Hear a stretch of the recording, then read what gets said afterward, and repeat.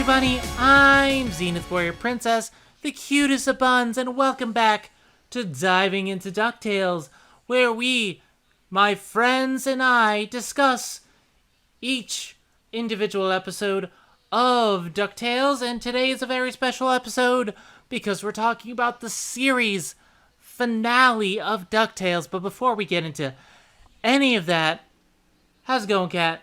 And now the end is near, and so we face the final curtain. Why? Don't get me wrong, I'm excited we're doing this. It's the last episode, but I'm so sad that it ended. But excited. Excited and sad. Regrets, I've had a few, but then again, too few to mention. Well, not with this. But much more than this, we did it Gold.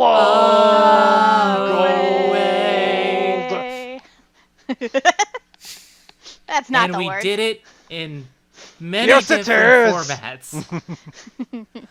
we did it in podcast, and we did it in reactions, and we did it in episode discussion. It was great. We did it our way. Mm-hmm. And also, as you have heard, Glomdug is here. And he always will be. It's the last adventure. It's the last duck. Coming at the last adventure. But I was hardly in the episode. He was there, and that's all that counts. All I know is that Glomgold always will be. With that being said, what's going on, Eric? It's the final countdown.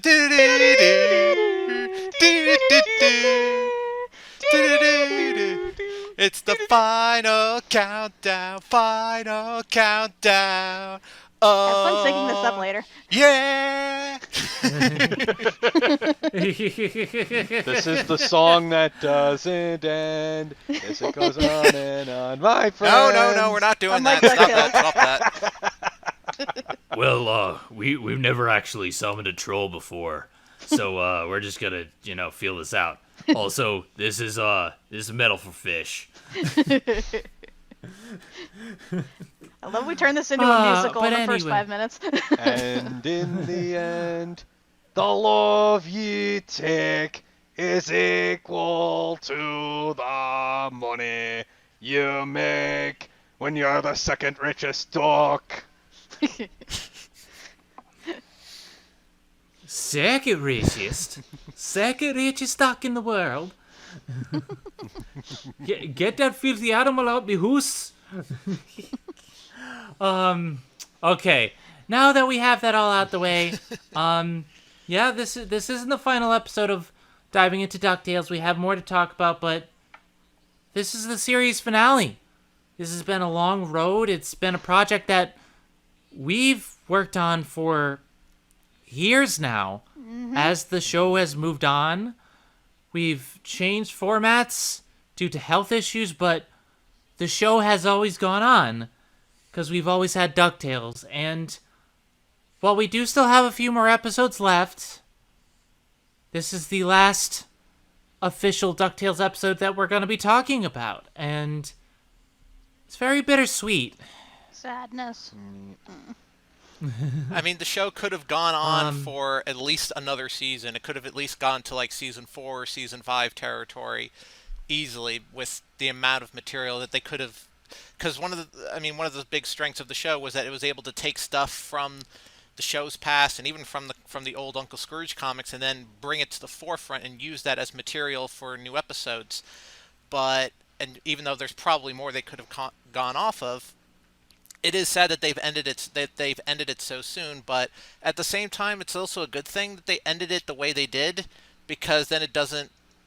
Because once you get to like season 4 or season 5, you start to run the risk See the of dip in quality. yes, exactly. You'd start to wonder if the show's going to become stale by that point.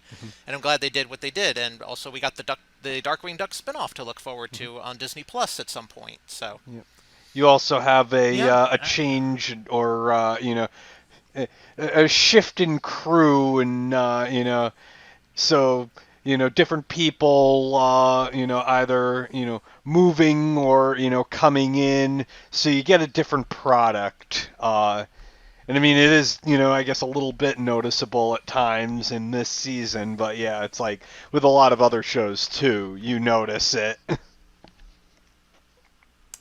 it's been a very big ride for me, for all of us. And I'm glad that we stuck it through to the end. We're going to be discussing our overall season thoughts next time. And then we're going to be discussing the podcast and the shorts in another one. And then we're going to be discussing our top, I think it was 15 episodes of the series. So there's more to talk about. It just feels sad to me because we did this on a whim. We were doing the Disney Debate podcast, and Kat and Doug and I and even Eric, we show each other anime, and Kat was just like, "You need to watch DuckTales with us. New DuckTales is awesome. It's good. Watch it." And then we decided, hey, let's make a podcast because we're good. It's real good.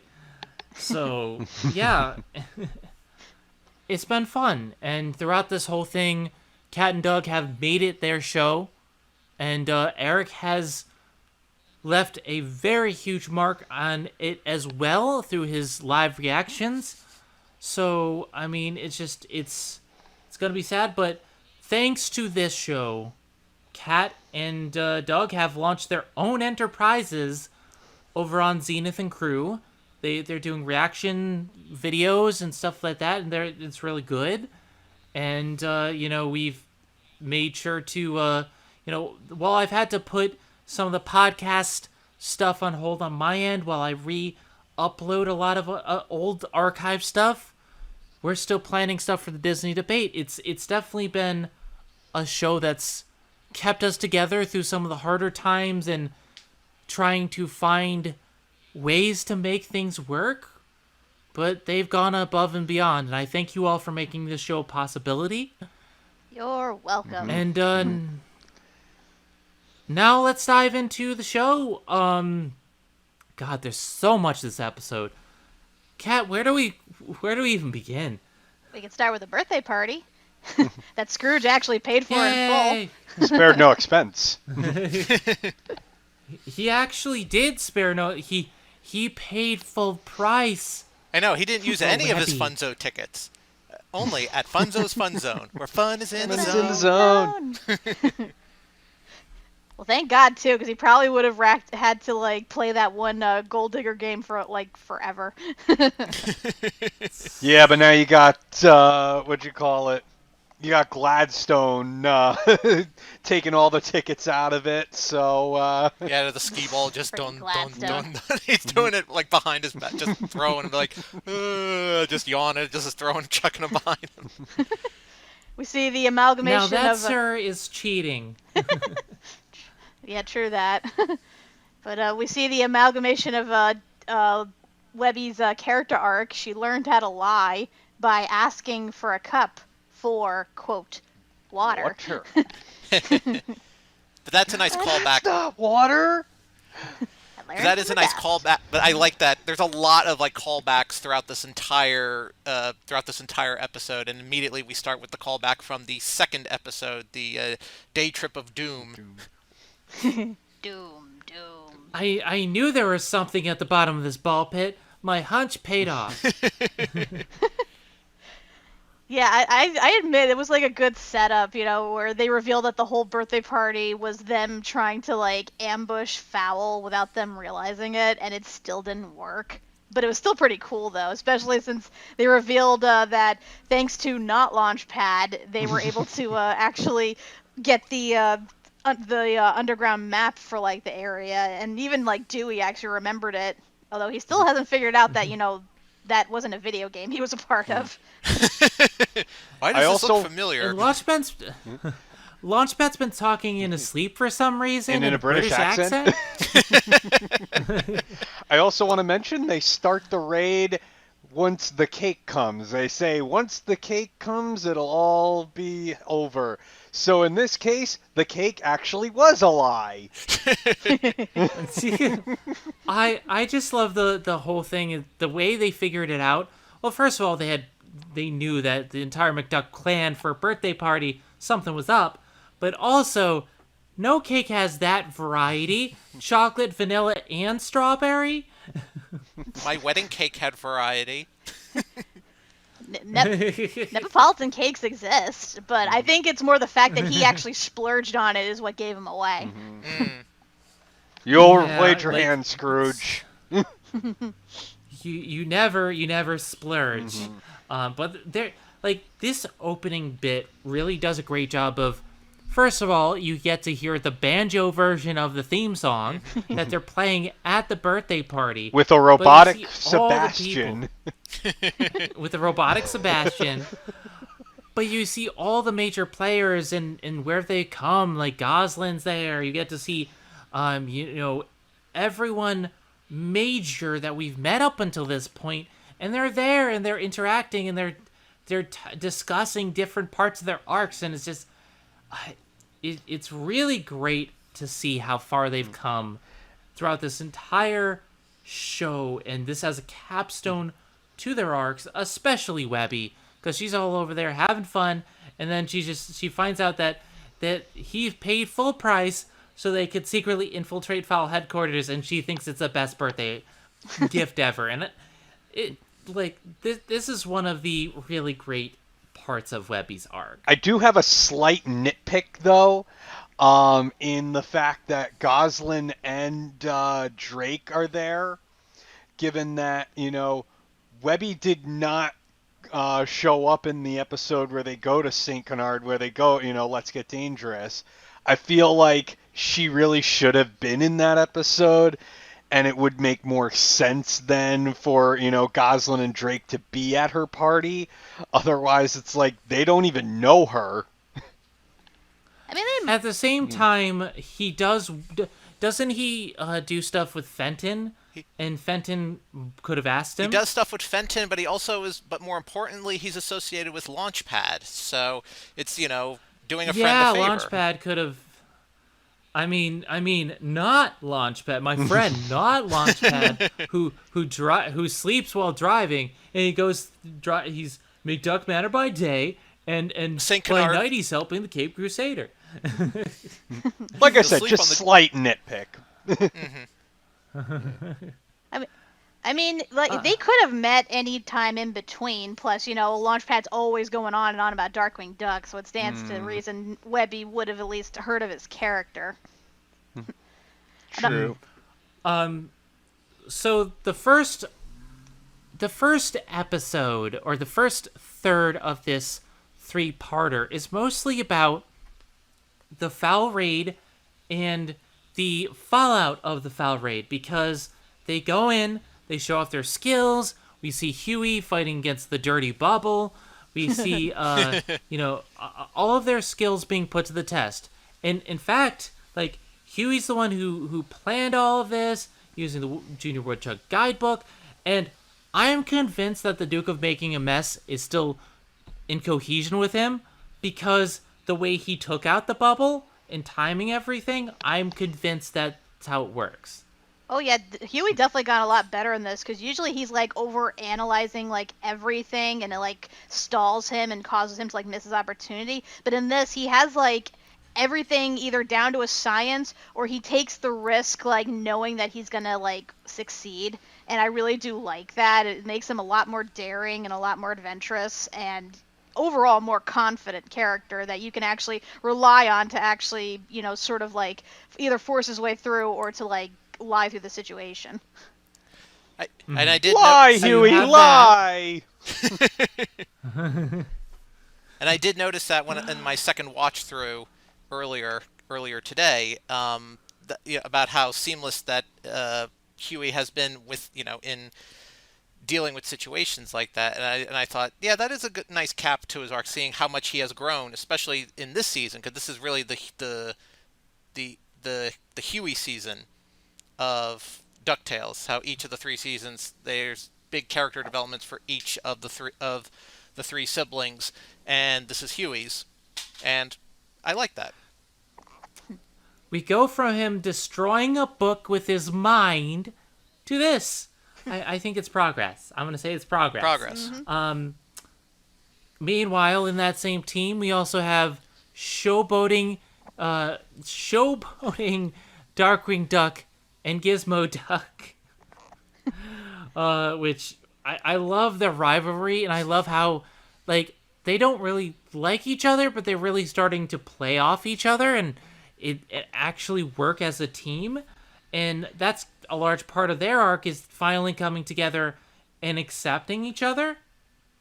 We have Dewey, who successfully shows them exactly where to go because he remembers the game.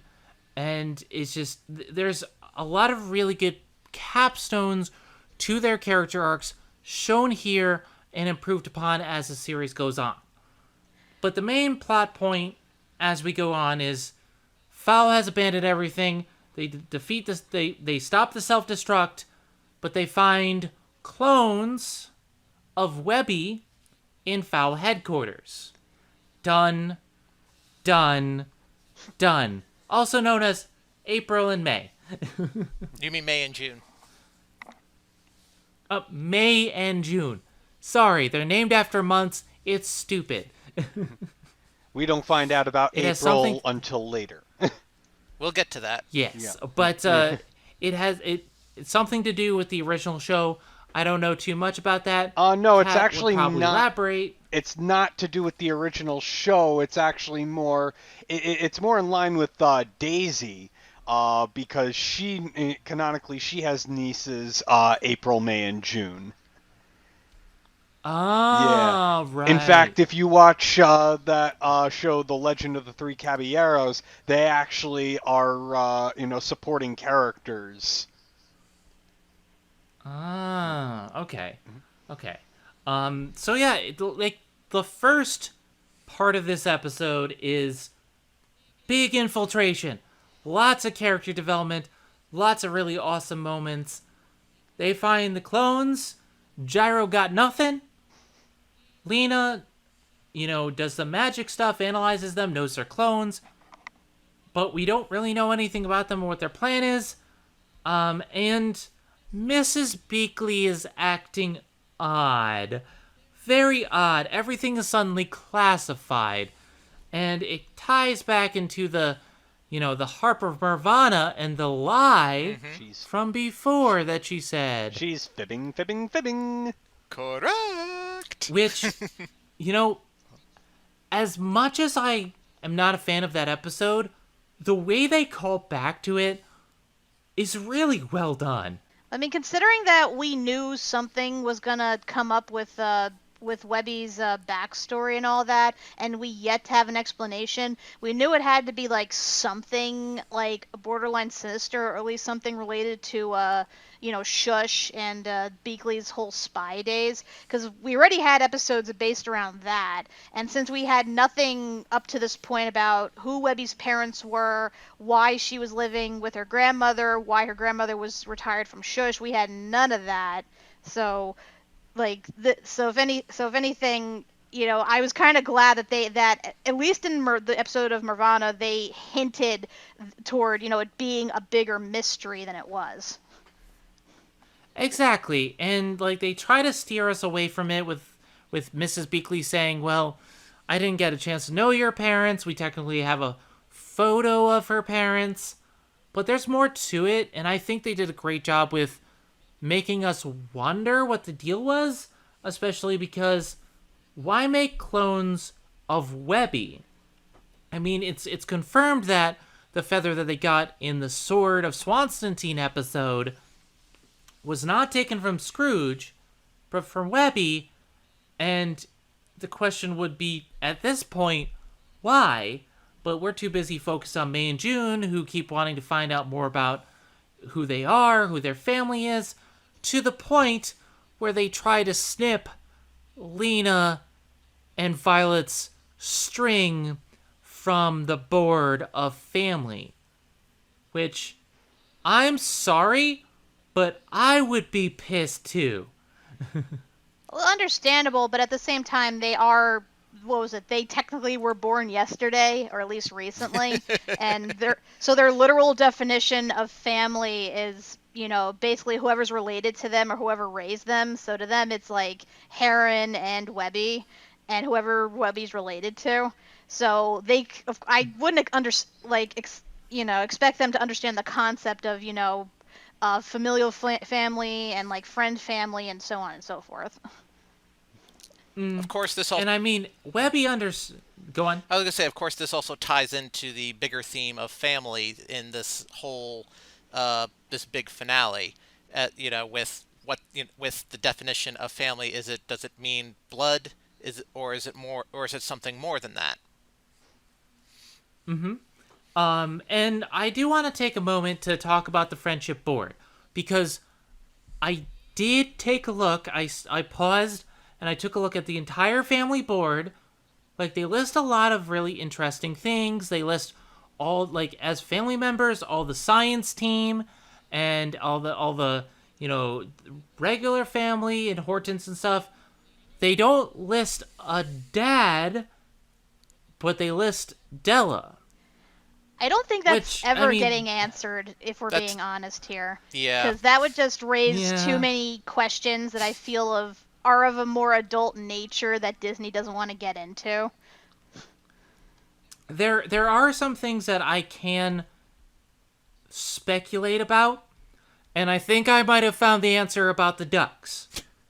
For real. Okay. But we'll get to that. In any case, we see the friendship board, the family board, and everyone's on there showing how, like, Cousin Feathery and all this and that. But it's also showing, like, Goldie and all these people who aren't technically related, and they are family. And I like this start here, but Webby gets upset when, Lena gets pissed off, rightfully so, kicks both of them out. Rightfully so, because then they start to steal the missing mysteries, and then they kidnap Webby, and they knock out... Well, Scrooge is knocked out by Miss Bigley, but a lot of shit happens. Honestly... Sorry. Honestly, I think the Lena's reaction was a bit overreactive in just so that the plot can happen. Because honestly, it's like it's kind of resolved very quickly. Plus, we forget about it almost immediately because, of course, June goes off and searches for the missing mysteries. I mean, we've established that Lena's very easily jealous, so I totally understand her being possessive of Webby and anybody who threatens their relationship. Not to mention, we saw with Violet, but also, Lena doesn't have many friends. And that tie is kind of like a lifeline because they saved her life, so I understand it, but that's me. Also, don't forget, we see the series finale of Ottoman Empire. Yes. Oh my god. Family is the best furniture of all. Dad, we thought you were lost in the cushion factory fire. I love that freaking Ottoman Empire is just this side story going on within the show that just... I can't even. It technically has nothing to do with the show or any bearing on it. Like, the brothers show up every once in a while, I guess, to help them, but they're not they don't know them personally. But we keep seeing their backstory and going on in the background, like the brothers splitting up, and the one guy trying to do the show by himself, while the other tries to become an actor in his own right, and then lead up to this whole thing with their missing dad. But I feel like. I really hope somebody on YouTube like does like what the sort of like what the McBain Bane. compilation was. Yes. Yeah, just takes all the clips of Ottoman Empire and just like strings them together in one long timeline. Yes. Yes. Please. I want to see like theory and lore videos about it, cause like legitimately I love this running gag. It's like DuckTective. The TV shows in this universe are amazing.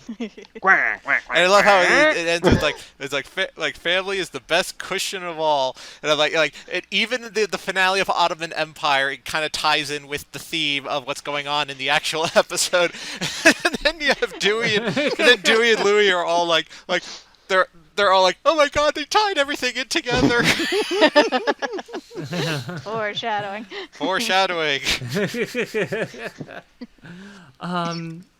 So yeah, essentially the episode ends, or part 1 of 3 ends, basically with Mrs. Beakley, who is talking to Miss Scrooge. They're trying to reason with each other. Miss Beakley is being very confidential, very hush-hush. She doesn't want to tell anybody anything, even her best friend, and she agrees, and then she takes out Scrooge with a Vulcan neck nerve pinch. I guess You you would know said. that. I guess you could say she was being very. And I guess you could say she was being very sush, very shush. You're totally sus. so, to sum up, Webby's kidnapped, Huey sees it, and runs off, leaving his Junior Woodchuck guidebook behind. Gasp. Uncle Scrooge is taken out, and Donald is just trying to go on a vacation with his beloved Daisy, where they go on a honeymoon. Well, I don't know if it's a honeymoon. It's a cruise together, just the two of them. Yeah, And it's like their first outing as a couple. Yeah, without Storkules. Yeah. Thank God. Why, Donald? Why? Donald, what have I done to incur your favor? But then again, Storkules is trapped in a box. We'll get to that. that. Yeah. But also, there's a twist. It turns out Webby's not kidnapped. Well, not exactly. No, in fact, It turns out she is she's her. a master of disguise. And this is It was Webby all along. Yes, her impeccable like impersonation powers kick in, and she pretends to be June so she can get better access to the information she wants. Ha! Doppelganger. One thing I have heard, and I know people misread this, they thought that it was Webby who actually took the gummy berry juice, which finally got a call back. Yes. But Webby didn't actually drink it. I watched the episode. She's not the one who drank it, but she still ended up taking out May without using the juice. So Webby's badass. Of course she is. We established that. Yes. Yeah. She's better than the gummy berry juice ever was, but I'm glad it finally got used because damn it, that Chekhov's gun was sitting there forever. I kind of wish it got used a better way though, because like something that powerful you think would have been like almost a Deus Ex Machina, but in this case it kind of was just there, and the writers were like, "Oh wait, we still have to use this thing." Yeah, one of the bad guys gets it and gets the upper hand. I felt like they could have done more of it. They could have brought it into the finale, like, you know. Well, there's a lot that they had to bring in. Well, there's a lot they had to bring into the finale in this one. So, like, I mean, we're only a third of the way in. So They probably had other plans for it that got scrapped once they found out that, you know, this was indeed the final episode. Yeah, I mean, it is a shame that they didn't get to it, but, like, so far, part 1, off to a great start. There's some misses, but overall, like, this got me going. I was excited. There's infiltration, all this other stuff, and blah, blah, just craziness. Part 2. Okay. So part 2 is basically the second infiltration attempt with Huey and Webby going on the inside because Huey catches up and Webby lets him in on the ruse. So they're trying to figure out what's going on. and stop it, whereas Scrooge is putting together his squad. And I love how they put it together. Like, first of all, it's like, sir, are you sure you want to go through this team? Because they finally have Duckworth back, and he's just there to water the plants, which, okay, I can kind of understand a little bit, because they might not have been able to get Duckworth for the episode. Plus, there's a person who can take away magic, and he's kind of undead magic, so they don't want to get rid of the butler. I think that was a good call. He's been defeated before. I still thought they could have used him for at least something. I mean, he is a demonic ghost that can go through walls. He could have helped in some capacity. It just kind of felt like a waste to me, because this is one of those things where they realized, oh shit, we have this really powerful character that could probably end things in like 5 minutes. Let's either like get him out of the way or like bench him somehow. I personally understand why they did it, but we have our team.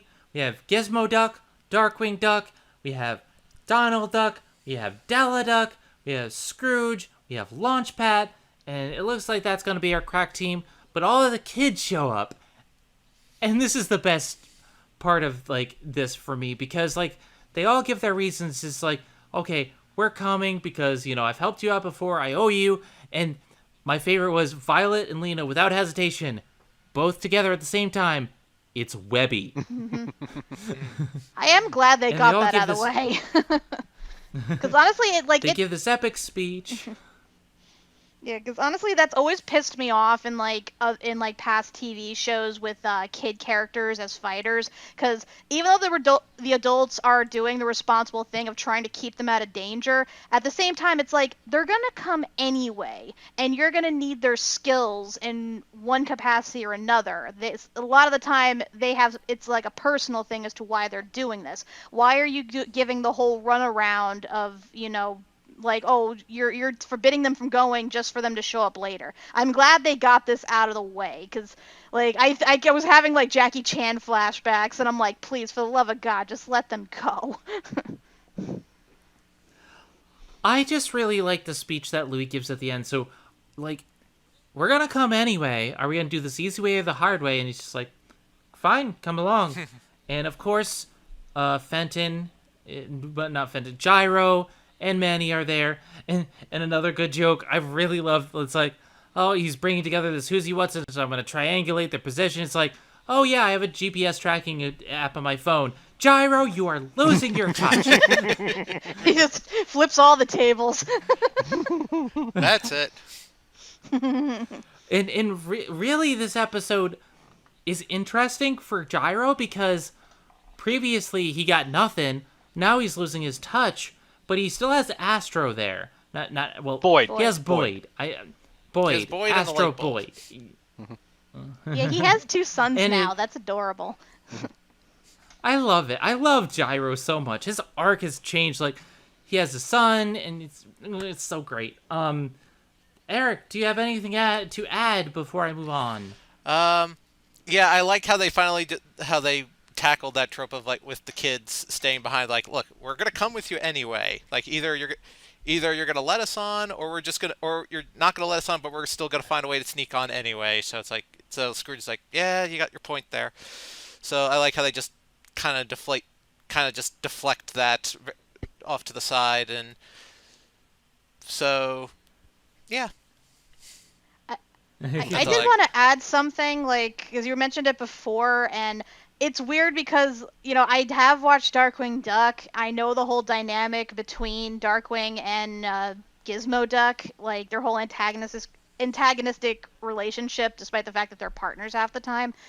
I will say I found it a bit annoying in this, and kind of like, I guess, incomprehensible maybe, because I can understand why Darkwing didn't like Gizmo Duck in the original, because Gizmo Duck in that was kind of obnoxious and, like, full of himself, so it's understandable why Darkwing would not like him, aside from the fact that, he steals his spotlight more than half the time. But in this, like, Fenton's a lot more humble, and he doesn't really do anything to piss off Darkwing. It's like, just him existing just makes Darkwing, like, mad, and it kind of makes him look bad in in turn, because it's like he's like, giving the guy grief for no real reason, especially since his friggin' girlfriend's missing. So it just, and I know the whole joke is that he's friends with Fenton in real life and likes him as opposed to hating Gizmo Duck, and he just for whatever reason can't figure out he's Gizmo Duck. But at the same time, to me, it was really frustrating that whole time, because it's like, Darkwing, just shut up and help him fight. I kind of disagree on that, and here's the thing. This one is mostly an actor. A lot of it is he feels like he's being upstaged because all everyone talks about is Gizmo Duck. It's not... No one ever says Darkwing Duck saved the day, even in his own two-parter. And that's the thing. I think he feels like Gizmo Duck is stealing the limelight, and he's jealous.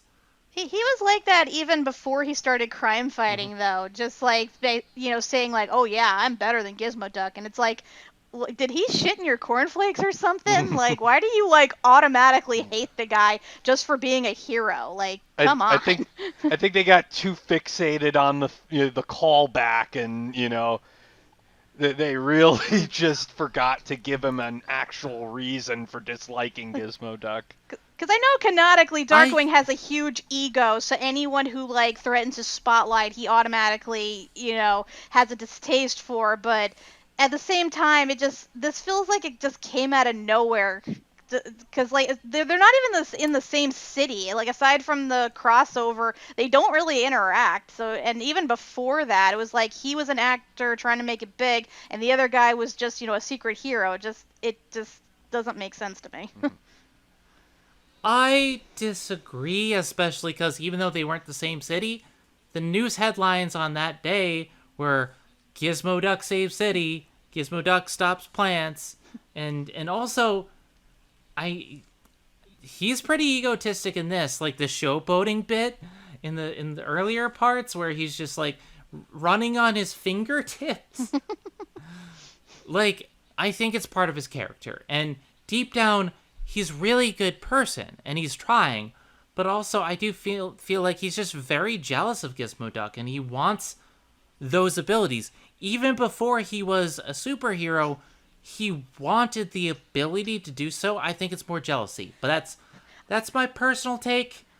You know what? Here it is. Here it is. What'd you call it? Gizmo Duck was directing Hamilton in Duckburg, and he passed over Drake Mallard. Oh, that's what happened. That'll do it. Yep. Okay, so here's the basic crux of this episode, because this part of the episode is actually pretty straightforward. We have two separate plots going on. During the Huey and Webby side, it's Huey and Webby uncovering secrets, and on the infiltration side, it's a lot of action. And there's stuff to talk about, but let's start with the secrets first. So on Huey's side, we first learn when he's brought to Director Buzzard's office that Director Buzzard was a junior woodchuck. Which, how fitting that Huey just ended up here to meet another junior woodchuck, and he's telling him that he's using the mysteries to catalog them and archive them, and Scrooge creates chaos, where here everything is ordered and filed and safe. Oh. And you know what? For a minute, I was actually buying it. Also, it's revealed that Finch was Bradford's grandmother, and that he was the first woodchuck, not just a woodchuck. He was the first junior woodchuck. His grandmother was Finch, and that's why when God, I'm forgetting his name. Von Drake. When Von Drake was just like, I'm doing this as a favor to your grandmama, that's what that was hinting at. It all makes sense. It all ties together. So it's like, at this point, I was kind of on board with him. I'm like, is he really a villain? Until later on in the episode, where they find out, he goes off to do a couple things to get some stuff ready to prep him because he wants Huey on his side. Huey gets distracted, wanders off to another room, and he finds, as Launchpad had suggested that they were doing, everyone has been put in a box. If you So watch our Launchpad was live right. reaction, I called it. I said that Launchpad would be right, and damn it, I was right. Learn to trust Launchpad's nonsense. Sometimes blabbity nonsense is the truth. Well, what's that lesson? So- Oh, like, you can always find the truth from fools and children? Something like that? They say only drunks and children Um, tell the truth. Guess which one I am. This is the Colbert Report. I'm both. So everyone, and I mean everyone, has been kidnapped and put in boxes. Like, we have every ally and villain that they have faced. And they're all in there. We see Gyro, and then he starts talking to him, but also Von Drake is still alive, and he's inside the box. How are you And I not love dead? the You were ancient in the 60s. He ain't Well, got time to die. explanation. between that Bradford, making me help with his world domination thing, I got so busy I just never got around to it. And He ain't got time again, to die.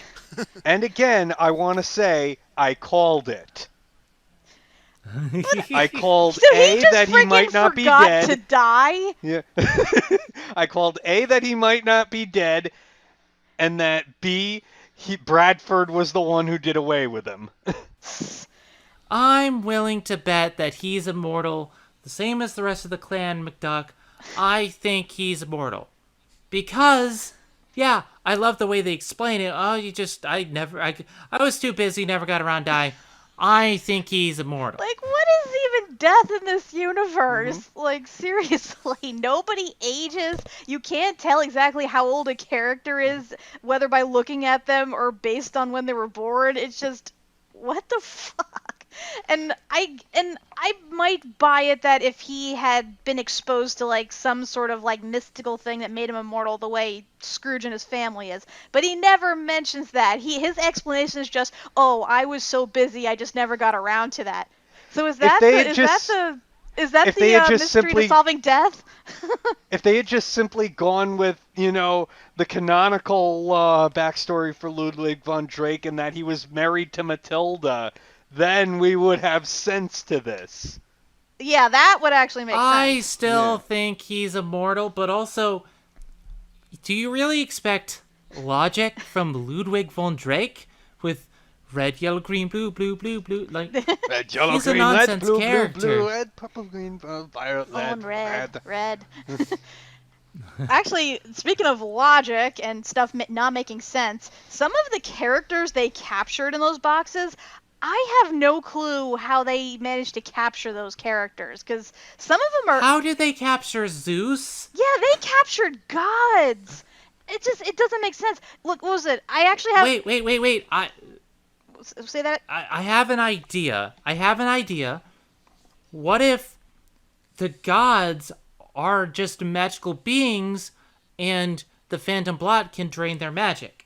Well, then again, they did capture the lamp early on, because when in the episode one of the episodes where f.o.w.l captured got all the treasures out from under them from the bin, including the lamp, which has the genie. So the genie is in the Phantom Blot's glove and is using the magic from the genie to be able to capture the gods.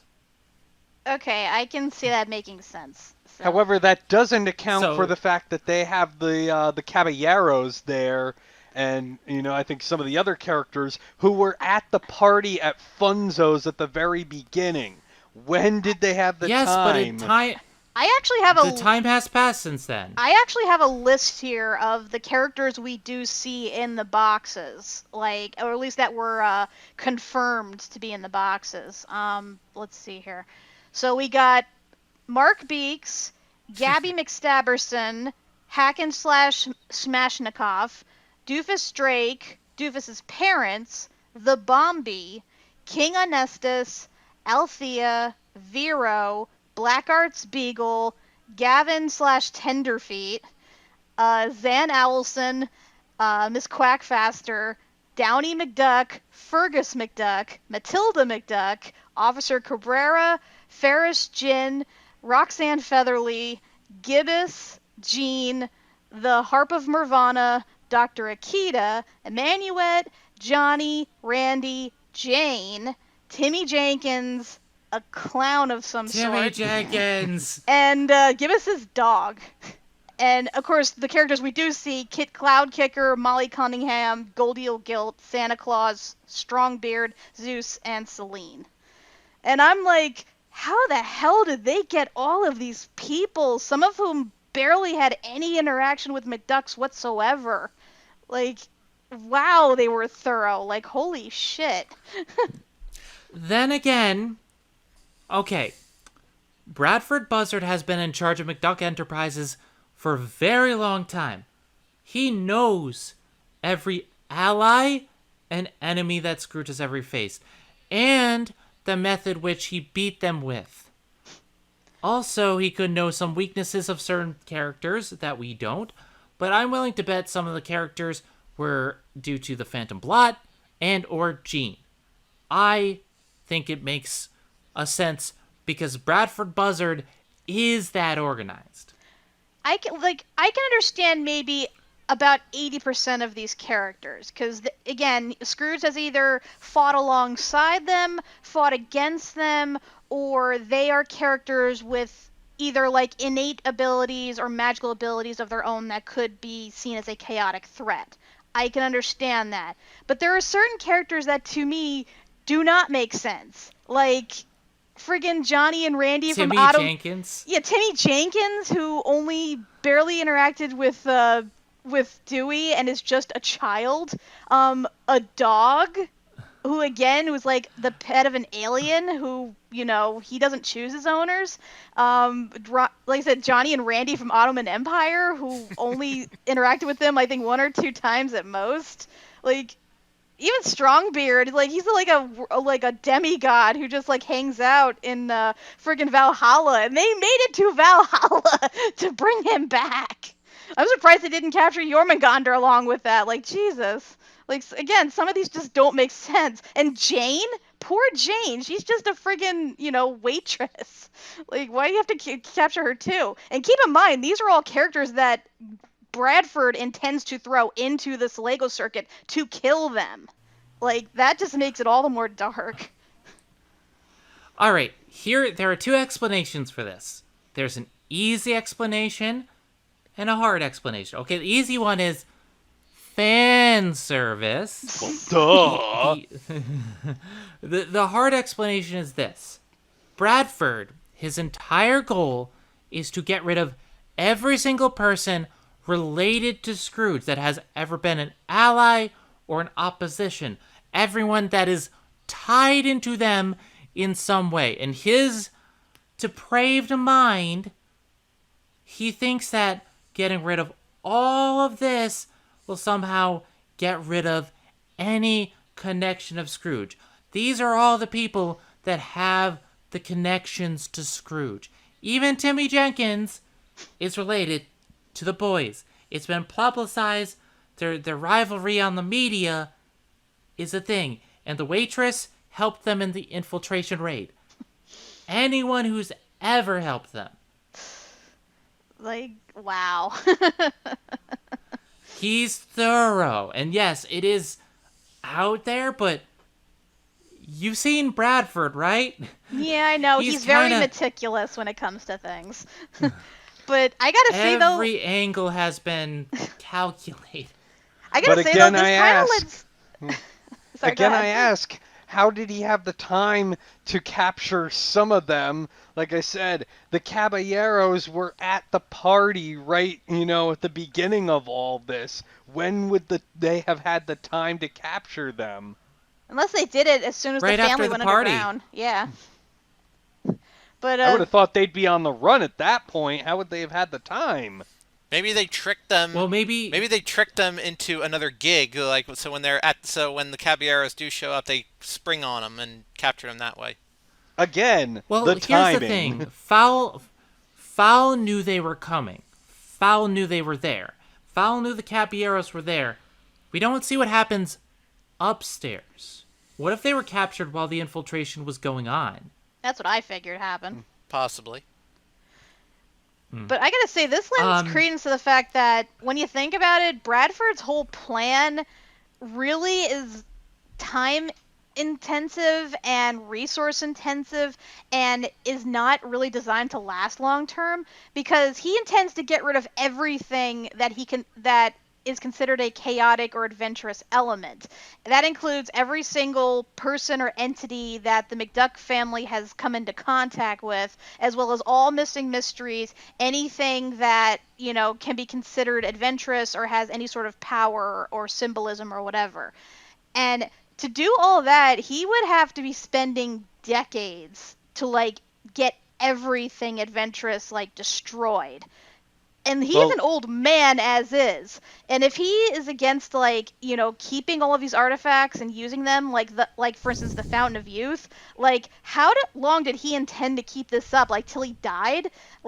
So he died. Suddenly Fowl is no more. People aren't going to continue to do this without him. Then he cloned himself.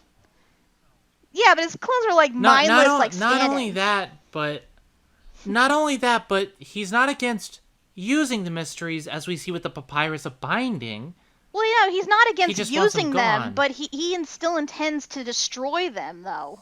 So, how is he keeps a little bit of the Fountain of Youth for himself. Keep some of the Fountain of Youth for himself to keep going, clone himself for the long run, and then keep it going, I guess. But look, for as meticulous and well planned as he is, he's short-sighted. He doesn't see the obvious flaws that you can't keep Scrooge McDuck down, no matter what you do. You can try, but no matter what you do, you're not gonna stop him from adventuring. And even though there's also the fact that your intentions of stopping chaos can themselves cause further chaos. In fact, we'll talk about it later, but basically, he's responsible for the moon invading. He's responsible for everything happening when you think about it. He's responsible for the entire series, and he says that he's not a villain, even though, look at him by the end of the episode. He's gone into Super Shredder mode. Yeah, really. Okay, so Huey's plot is about finding this out. Webby's plot is about going in and being tasked. She's found out, but she finds a secret project file that has April in it, with April, May, and June, and she's confused, but she is tasked with interrogating Mrs. Beakley, who has been captured, and she has to use the Harp of Nirvana as a lie detector to find out the story. And we finally learn that Webby was another clone that f.o.w.l had in their enterprise.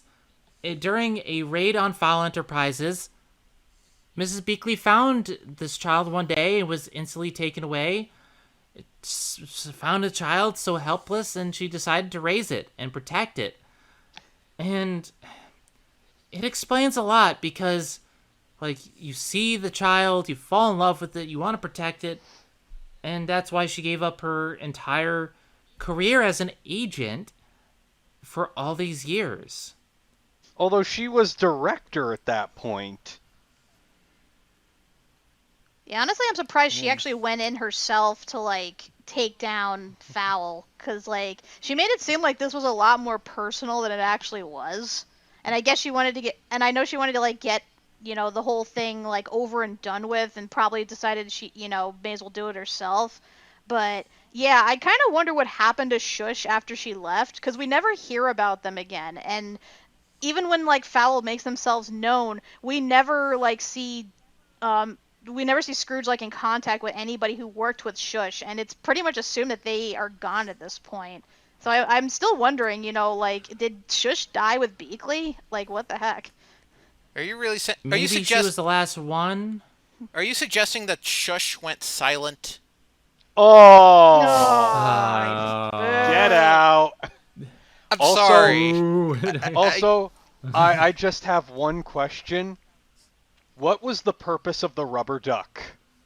It was the Duck of Doom. It's like they have all these in torture device, tools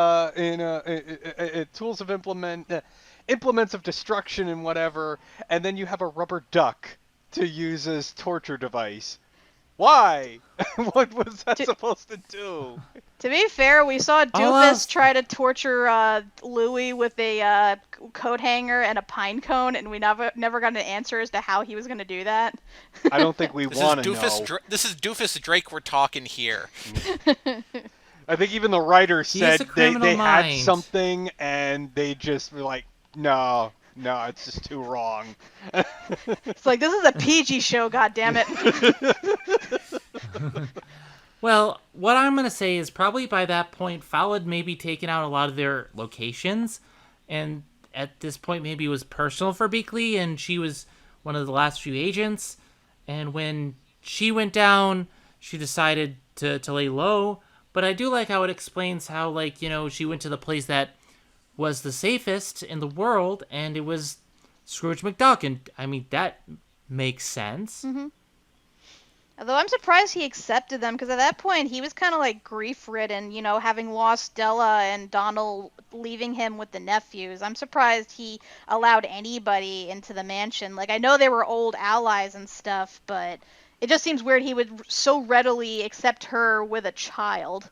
But I guess as long as she promised to keep her out of the way, I guess that was like the compromise. And he was Either probably that or lonely, too. It might have been before that happened. No, it didn't, because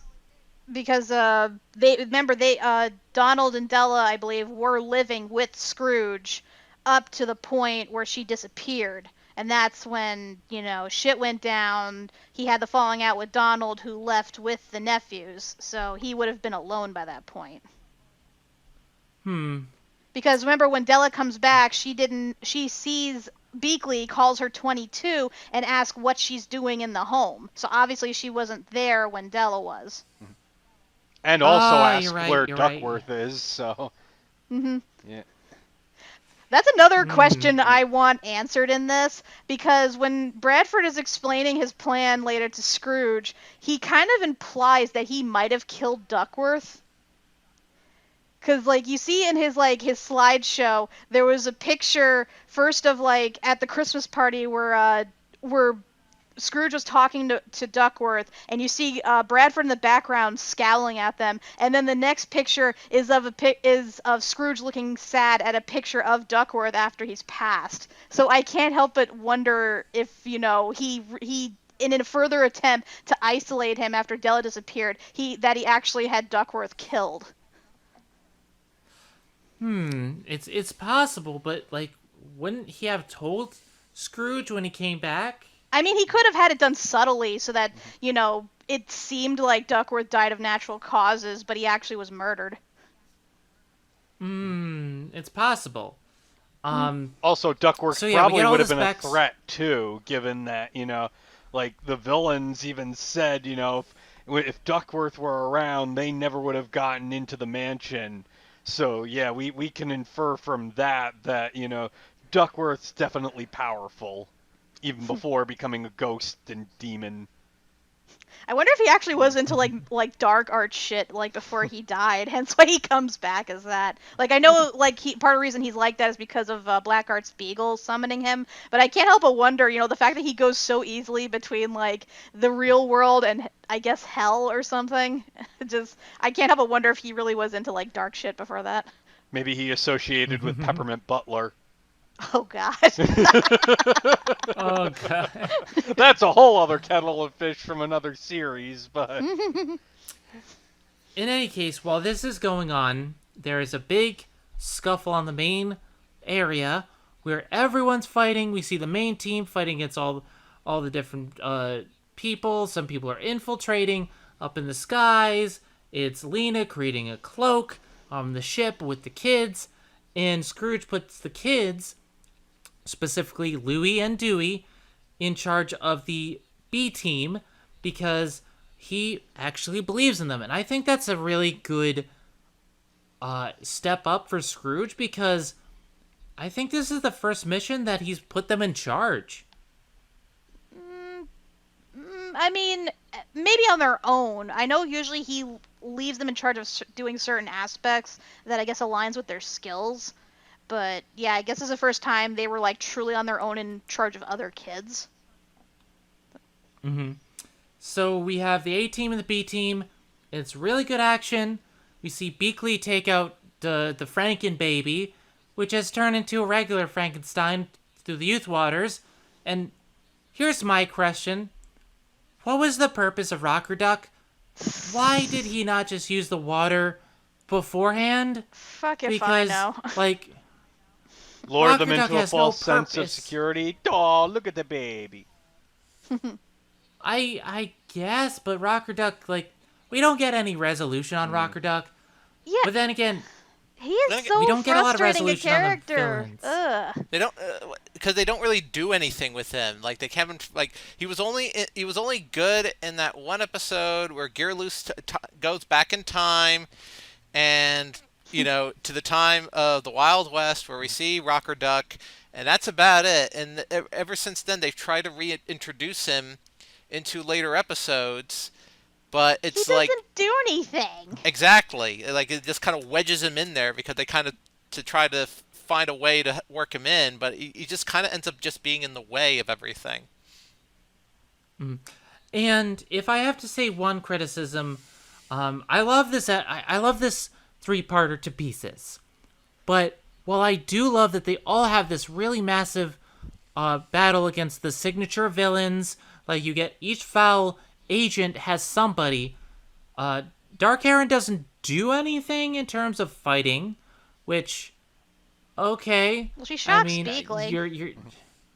She shocks Beakley, but she's more in the infiltration side. But also, we don't get a lot of closure to follow up where the villains actually go. It happens with Rocker Duck. It happens with Don Carnage. We get a little bit more with Steelbeak as he's running away. But we don't have anything for Phantom Blot and Pepper. Yeah, that was a disappointing thing to me because the way they were setting up Phantom Blot, it like seemed like he had the potential to maybe switch sides because his backstory like is sort of like a hero when you think about it, and you see that he actually gets more of a softer side when he's paired up with Pepper. So part of me was wondering, it's like, are they gonna do something with that? Is they gonna show him getting vengeance on Magica or something? But no, he's just another hired goon, sort of like Rocker Duck is, and it doesn't make sense as to really why he's there other than the fact that he has a thing that can suck up magic. But he does contribute something. He does contribute to a certain reference. We'll get to it in a second. I do want to say this. I like that they each had individual battles. I think Lena fighting against him made perfect sense. To free Jean, it's great.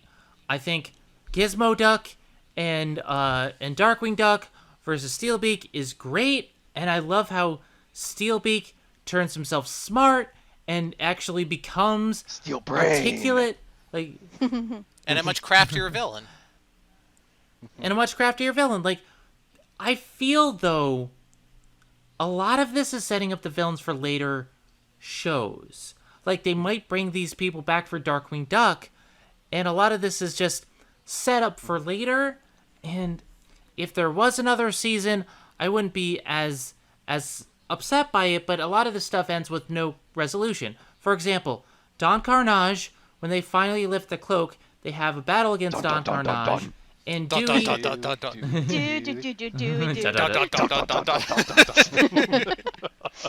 love that. Dan Carnage versus Dewey was great. Louie finally giving a pep talk of... Louie giving the pep talk of, hey, don't, you know what? You're not your uncle. You're not Donald. You're not, Della. You're not Scrooge. just Dewey this and how he does that. Like, it was a great end, but we don't get any follow-up on Don Carnage, where he ended up. And that's 2 episodes pretty much in a row that we don't get really much follow-up on Don Carnage, how he gets from place to place. Like, I mean, to be fair, there feel really like- isn't that much to Don Carnage, even in the original. Like, his whole thing was basically stealing shit or taking over Cape Suzette. Like, his whole thing is just riches, and at this point, he's basically like a top-tier goon for f.o.w.l, so there's really nothing else deeper going on with him. He's a pilot. No, that's not what I meant. I mean, like, after the plane goes down, we don't see what happens to him. I assume he survived, because, I mean, he's been through worse. I mean, yeah, everyone's been through worse. Everyone's crashed it, but, like, we don't see where he goes. We don't really see a lot with some of these villains. It's especially glaring for me with Phantom Blot and Pepper. We get no follow-up. Now, granted, as Doug said, it does give us this awesome bit. They finally use the Blessed Bagpipes to bring parts of Manny back to life, and his body not back from the life. So he's a His head's statue. alive, but his body is stone. And then Lena cures him, and he says, "I swore I'd never do this again." And So first he off, I regrows do his want to head. just mention he is voiced by Keith David. Yes. He is voiced by Keith David. And when he regrows his head, I live again. Again. Again. Again. And the gargoyles We music have our plays. gargoyles. Yeah, the gargoyles reference. is I just say that transformation was kind of grotesque, like how he was like Yes. regrowing like bones and muscle and like body parts. I But know. it's still cool though. I guess because it's the I also final love, like, before that, it's like, this is the most dangerous creature the world has ever seen. He People will bring change, about man. the end of days. I just want to be a normal guy with a normal life. which was Also, can basically we- gargoyles. You were saying, Eric? I was gonna say that was. I mean, that was basically gargoyles, but just like I'm surprised. Like I guess with the whole like the grotesqueness of how he regrows the head. Like I think for like the showrunners and the animators, like they're just like, look, this is the last episode. Let's just do something crazy with the. I will say the I think it was like Frank Angone's or somebody said it's like when we do a gargoyles reference, we are not going to be subtle about it. Even down to the music. It's like- Even down to the music. They were playing the down to the theme music. song. They were not being subtle at all. No, not at all. You knew. My headcanon is that Manny Head is canon. an incarnation. I think Manny is a reincarnation of Goliath. the lead gargoyle. That Goliath. Goliath? pretty much. Mhm. Yes, I think it's Goliath reincarnated. It's possible. It's possible. I have to rewatch But- the series. I gotta say though, this was like a really good payoff for Manny being there, because when we were rewatching the show, like, I know it was like a whole big joke in the beginning, like his whole like the headless man horse thing, and then he gets like this fake statue head, and then that's supposed to appease him, but then he just randomly shows up later as a scientist, and he's kind of there. Like, I saw that, like, I got the joke, but the fact that they kept him there, like, for all the seasons, that he's in all of the season finales, usually as an essential part. Like, as I was watching, I'm thinking, what are they gonna do with this character? Like, what is his real purpose in being here? Like, there's gotta be more than just him being, an intern. And the fact that this was what he really was the whole time, like, that was just gold. It was like right under our noses, and we had no idea. That was just brilliant. They were really playing the long game for this, and Look, ooh, it is good. I think Look, I Frank Angones even said like Manny was like his favorite character from the get-go, so it's like they were just trying to find more and more for him to do. So I think, yeah, I don't know if they intended to make him the Gargoyles reference from the get-go, but I'm sure, over time they're like, you know what, let's go ahead and do it balls to the wall. I do wonder if he's gonna. If you're gonna go big, I do wonder if he's gonna keep that form now. If he's just gonna like work as like that like that what do you like? What would you call it? Just he's not a headless man horse anymore. He's like a He's now a horse man gargoyle. horse. Yeah, he's just a man horse Man now. horse. He's a He's a horseman. like Bojack. he's a Pegasus. He's a Bojack. No wait. Like, he's just gonna like keep working in the lab like that now, and he talks. I feel like he's gonna get on Gyro's nerves a lot quicker now. As Gyro said, I mean, You were a lot better when what are you you talking didn't about? talk. He's just. What are you talking about? He's just an intern. Also, I gotta wonder how a guy who like specializes in like magic and like dark apocalyptic shit got so proficient in science. Hey, he needed a hobby, something to do while he's, living.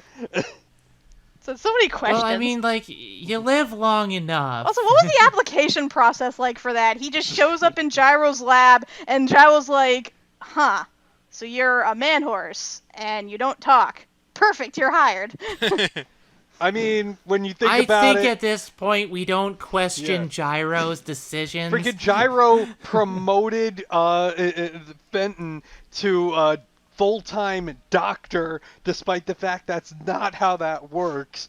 So, yeah, I don't think there's anything conventional about Gyro's hiring practices.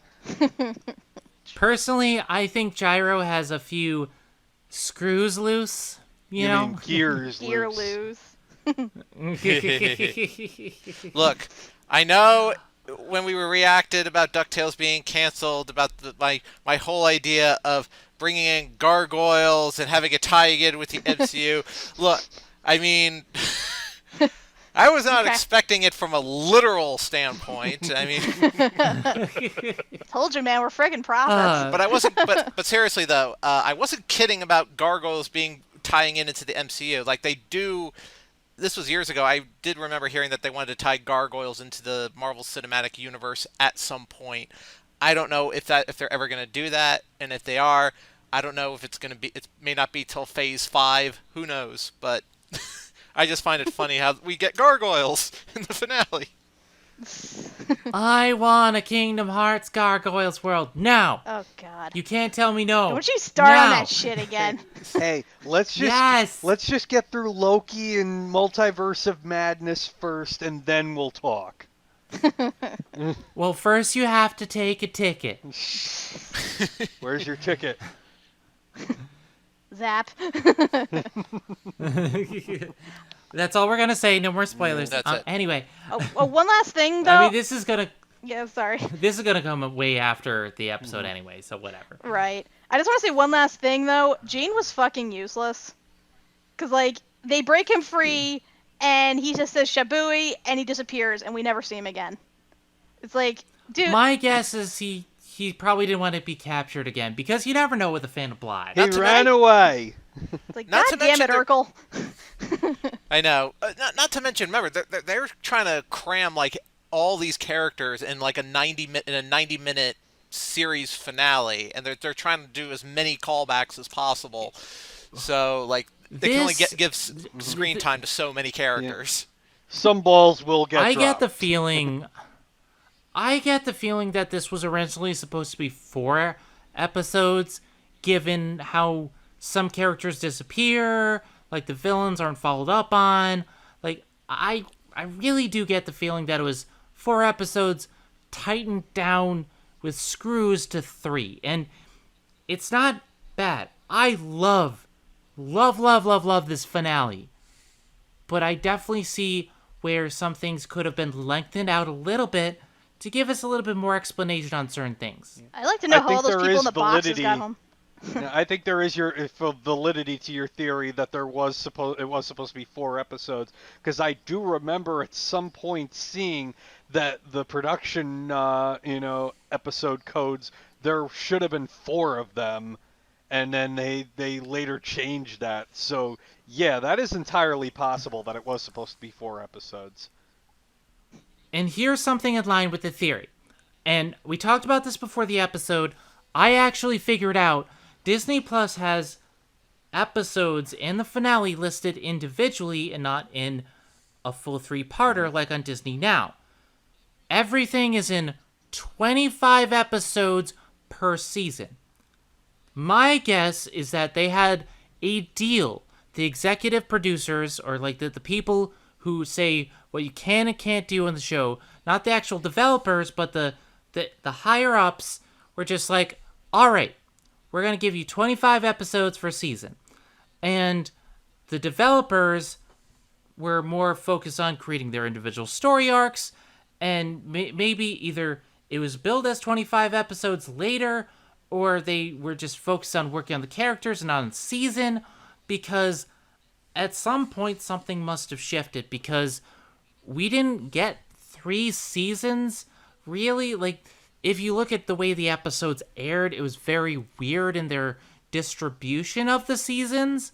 And having them put everything together into 25 episode slots shows to me that at some point the developers were allowed to do what they wanted, but the exec said, hey, you can do what you want, but we're only billing for 25 episode seasons.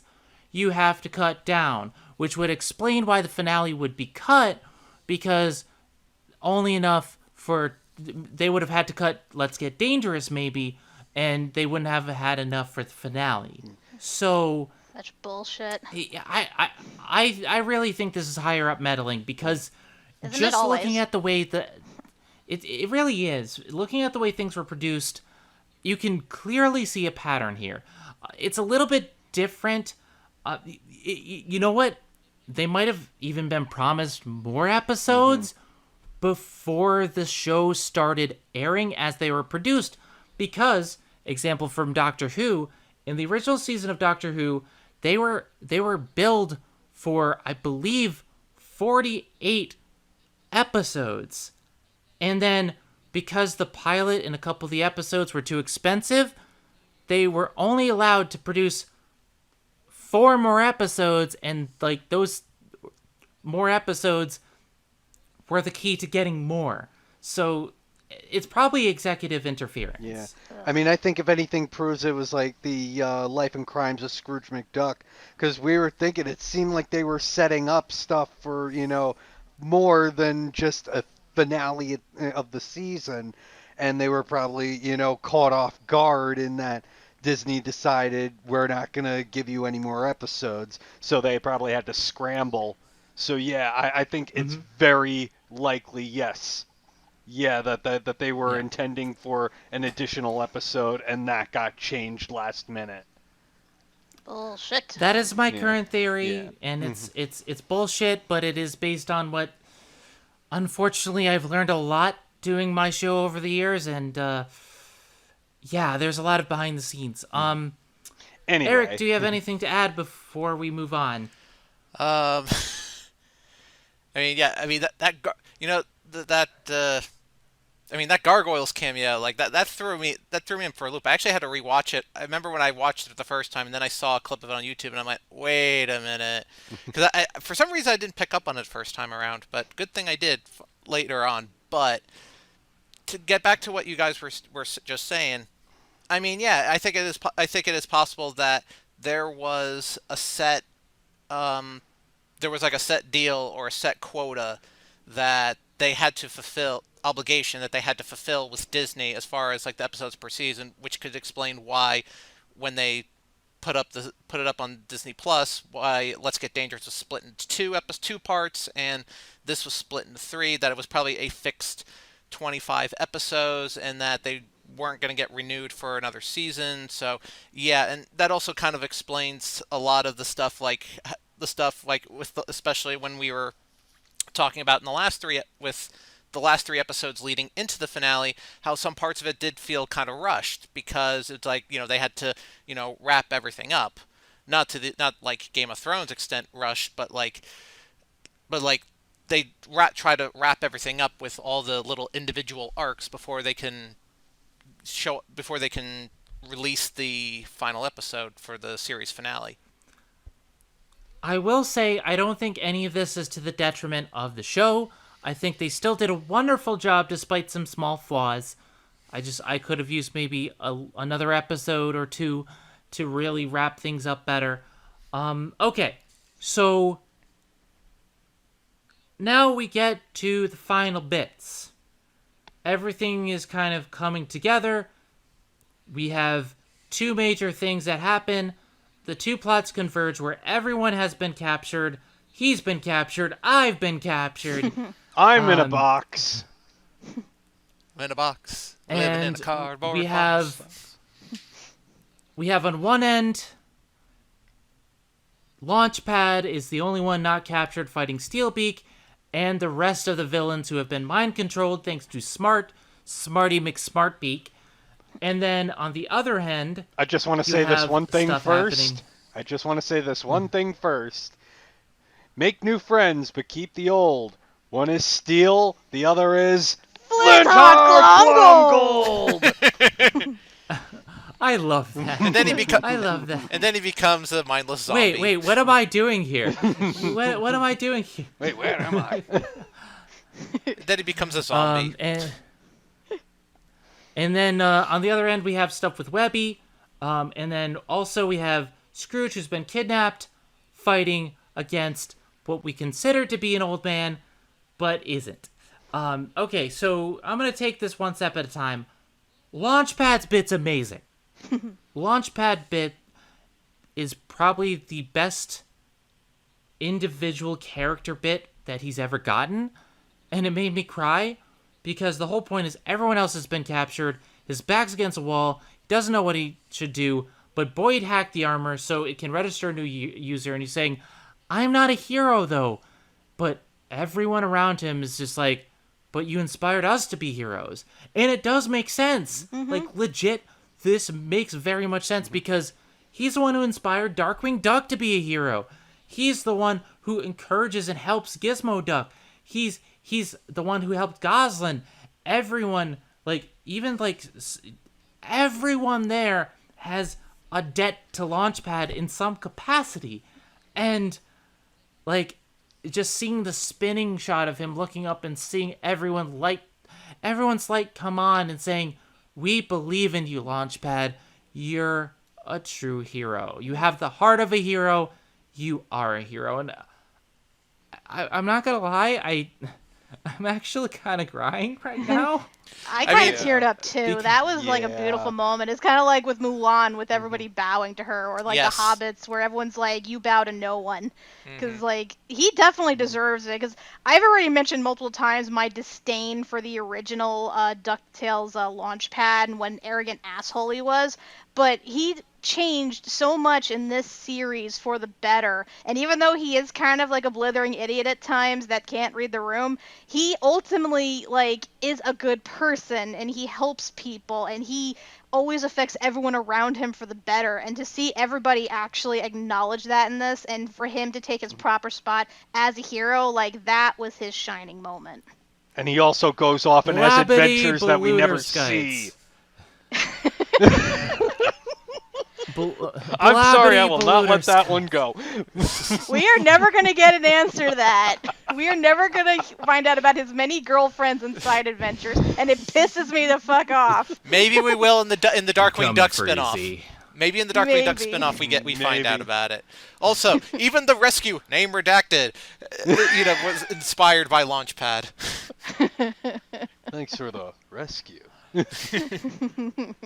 I mean, you just look at all the things that he's done throughout the series, and yeah, he hasn't been in the spotlight, but he's always there, and it works so well for his character. When he said Blappity Ballooner Sky, close enough. It's so great. It's like, who are you? I'm a pilot. Yep. An Iron Man moment right there.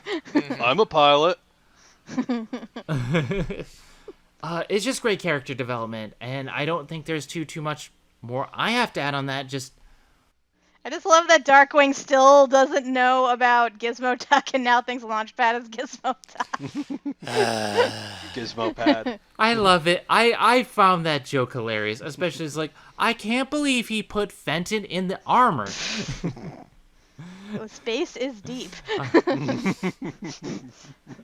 I am not alone in this. I love how he just.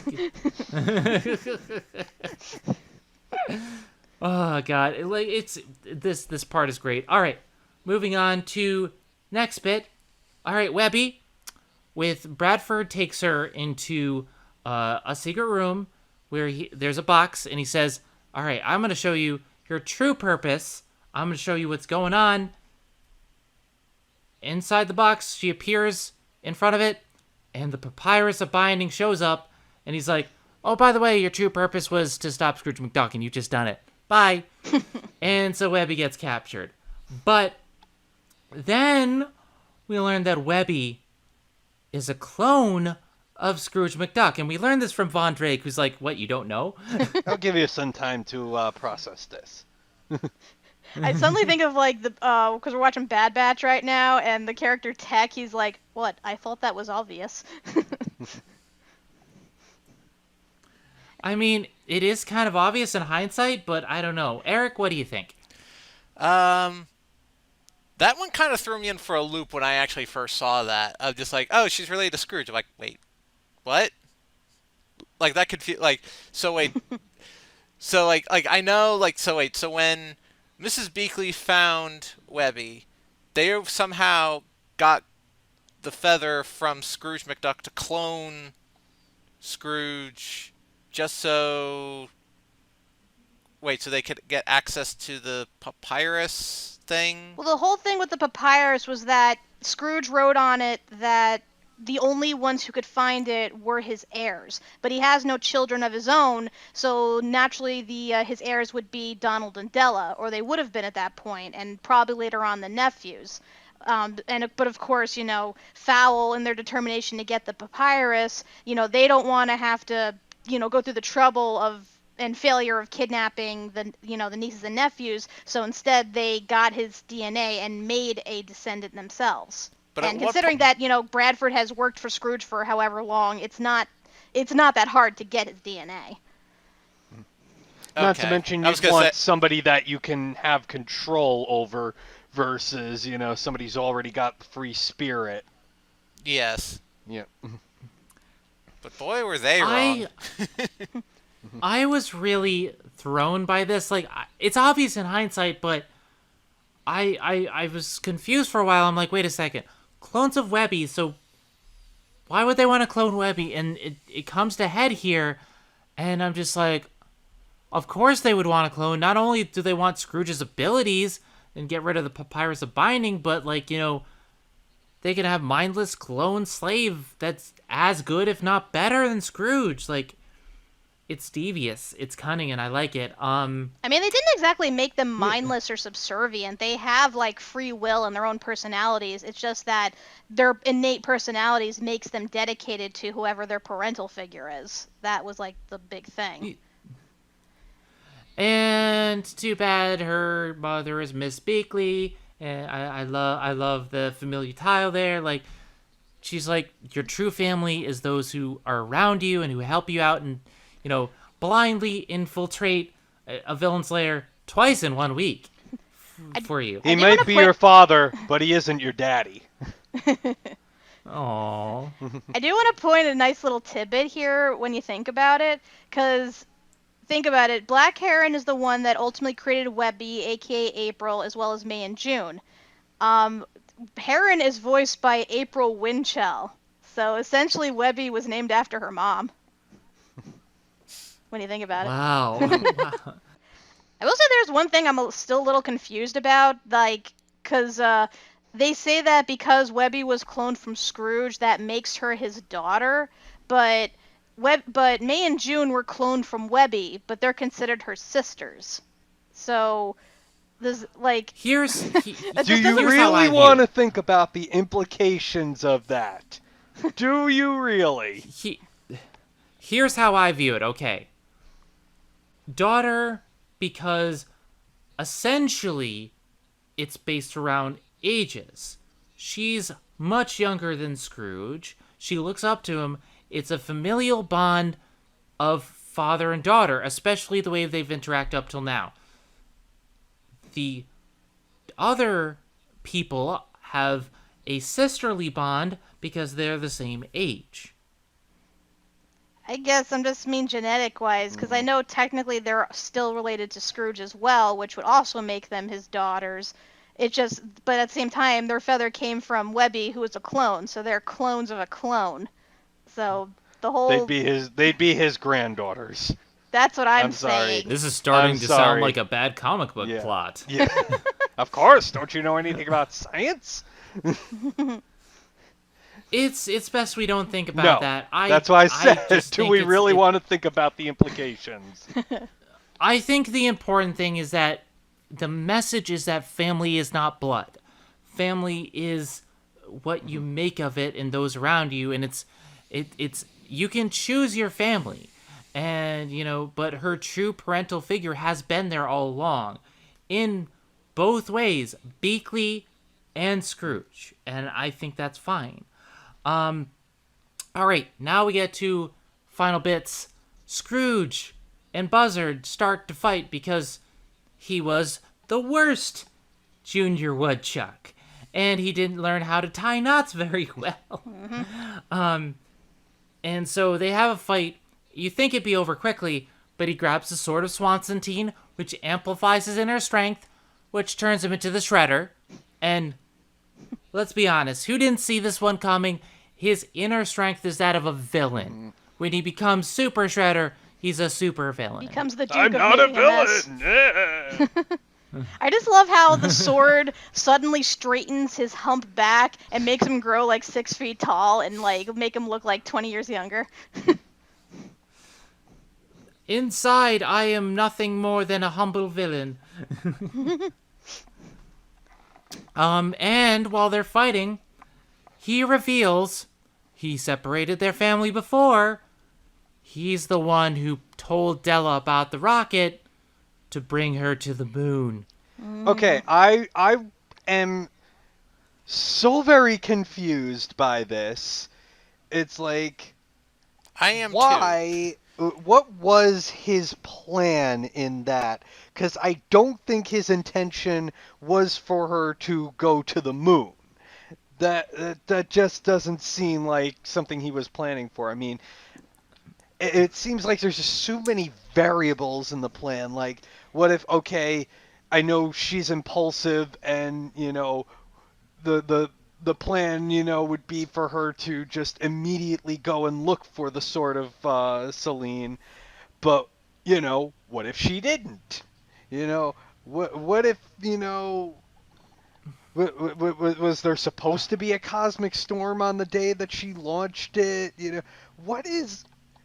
What was the exact plan to get her out of the way? I think the plan was currently to get her to at least go in a rocket and perhaps strand her in space. Maybe he tampered with the rocket and got her on there during a cosmic storm. Maybe he knew about it, and he wanted her just stranded in space, not on the moon. Again, I still say far too many variables. And then, of course, let's not forget the fact that, he's blaming Scrooge for all these, all the things that happen. But the one thing he's blaming also Scrooge for is that the moon invaded. When in reality, that is definitely now proved to be his fault. His own fault. He has nobody to blame. He can't blame Scrooge for this. He can blame himself only. So it makes him a huge hypocrite. Everything has been his fault. Yeah. Everything has been his fault. It's like I said, it's like he's complaining about, he's trying to do all this stringent long game to prevent chaos when in reality it's causing further chaos. So, yeah, like Kat said, his plan doesn't really make sense in the long run. Not to mention, when you think about it, he's also responsible for Magica coming back. Because he got Della stranded out in space, and that caused the rift between Scrooge and Donald, which ultimately left Scrooge all alone in his mansion, aside from Beakley and Webby. That kind of like paved the way later on for when his nephews return, and then when they befriend Webby, who befriends Lena, and then she gets Magica to to Scrooge's dime.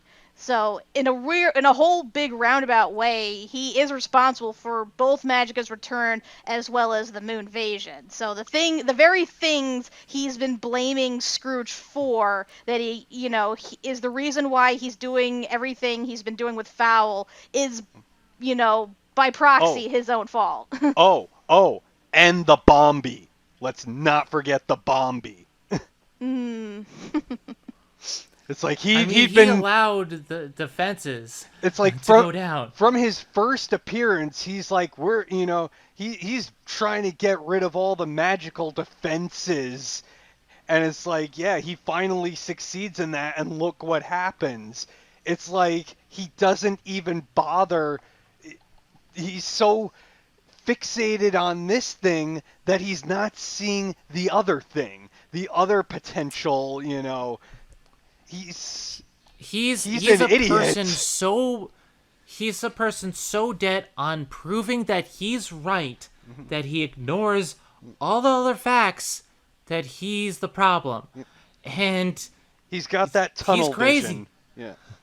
Yeah, because everything to he's him got is his blinders on. Because everything to him is from like a business standpoint or from like a financial standpoint. It's like, oh, this is costing this much in damage, or this is causing our profits to drop. He's looking at everything strictly through that, instead of looking at them as the calamities they are, whether or not they ultimately help later down the line or not.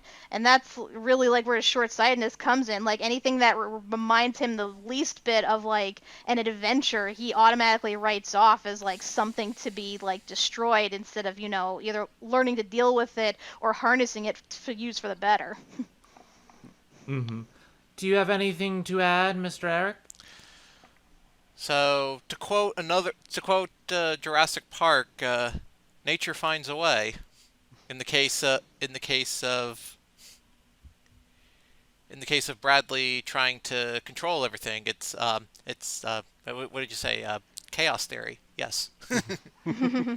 They were so fixated on whether or not they could, they never stopped to think whether or not they should. Exactly.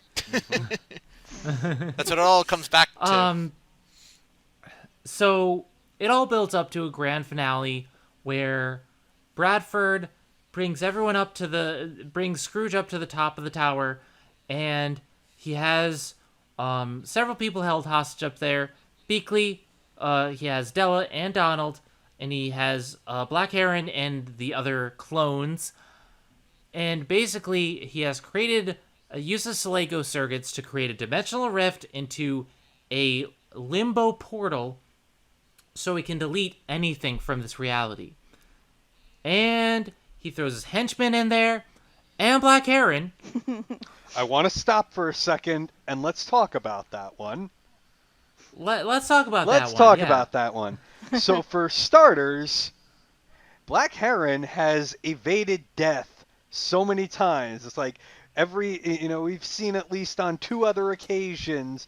It's like she's supposed to have been dead, but then we see, her hand has, been left behind with nothing there, and then she's back again later on.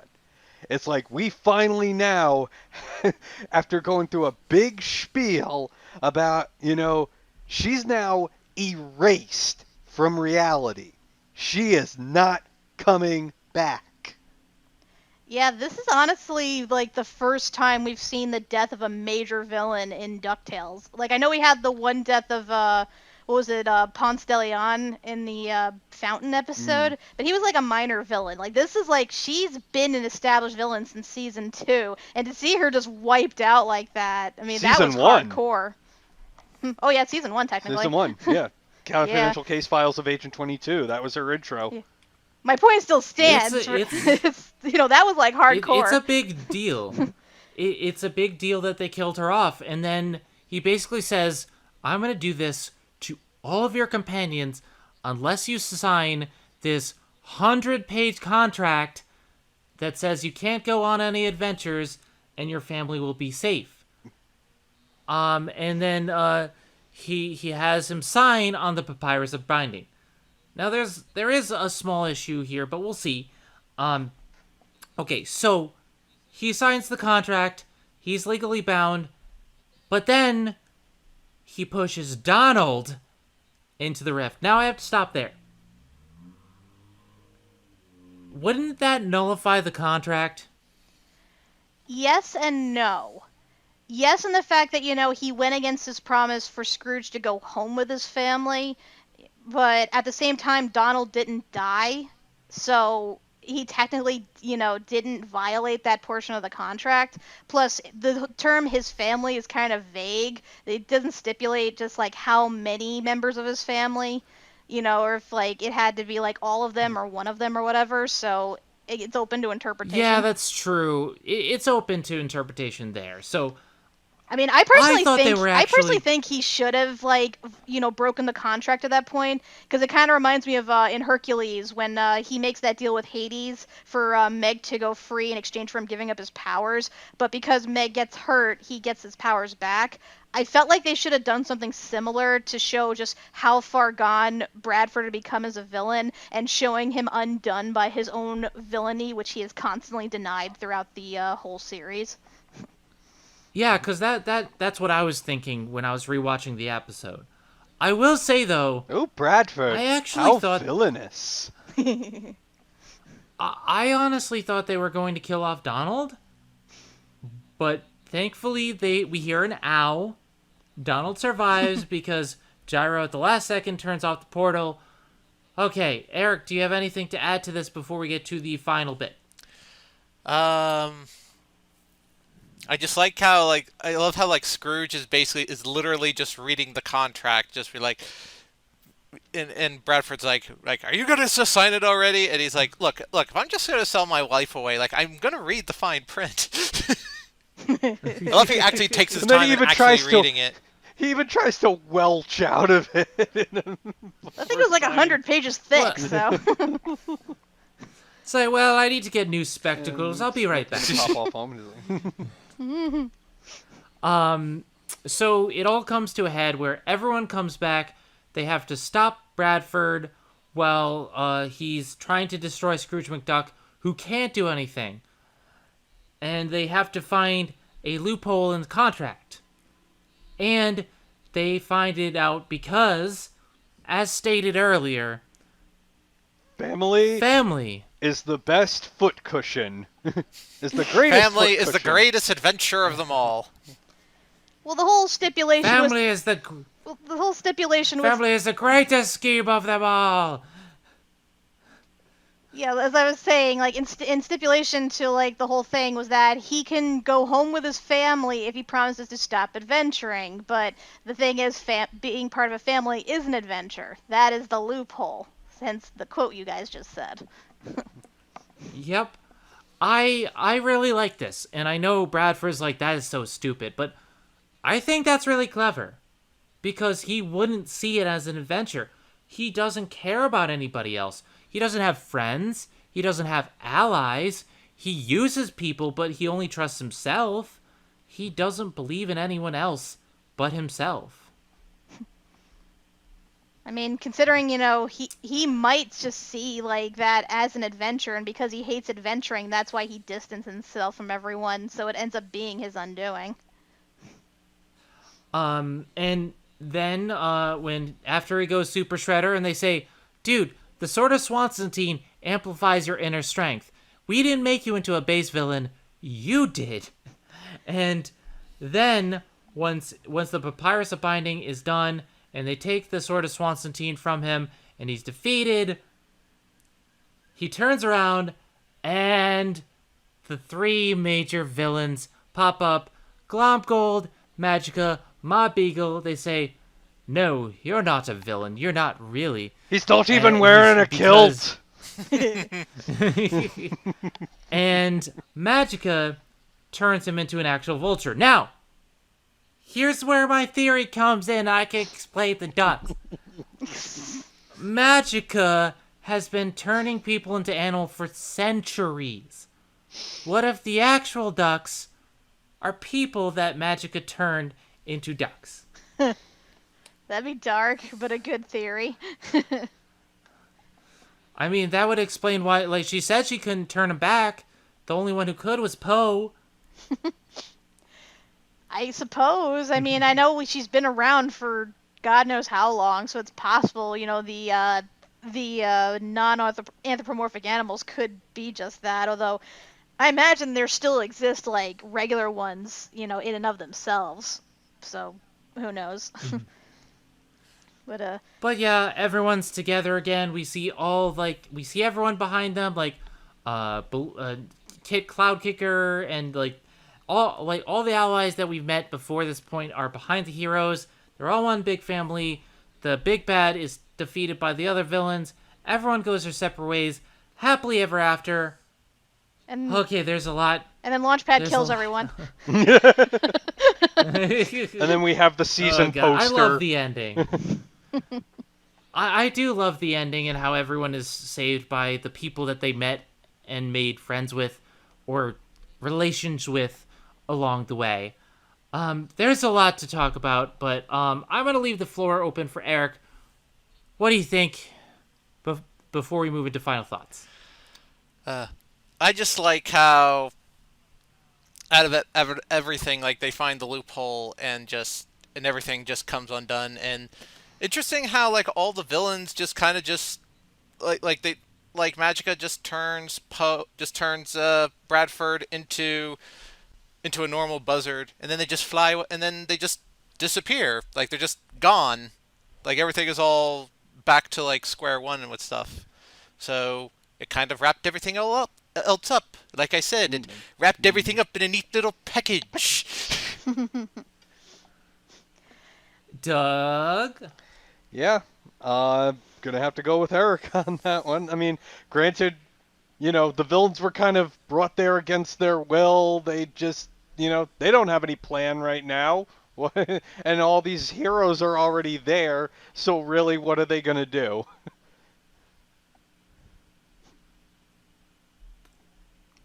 And anything to add to that, Kat? A few things. First off, I love how this kind of wrapped up the whole arc of like Scrooge and Donald's relationship.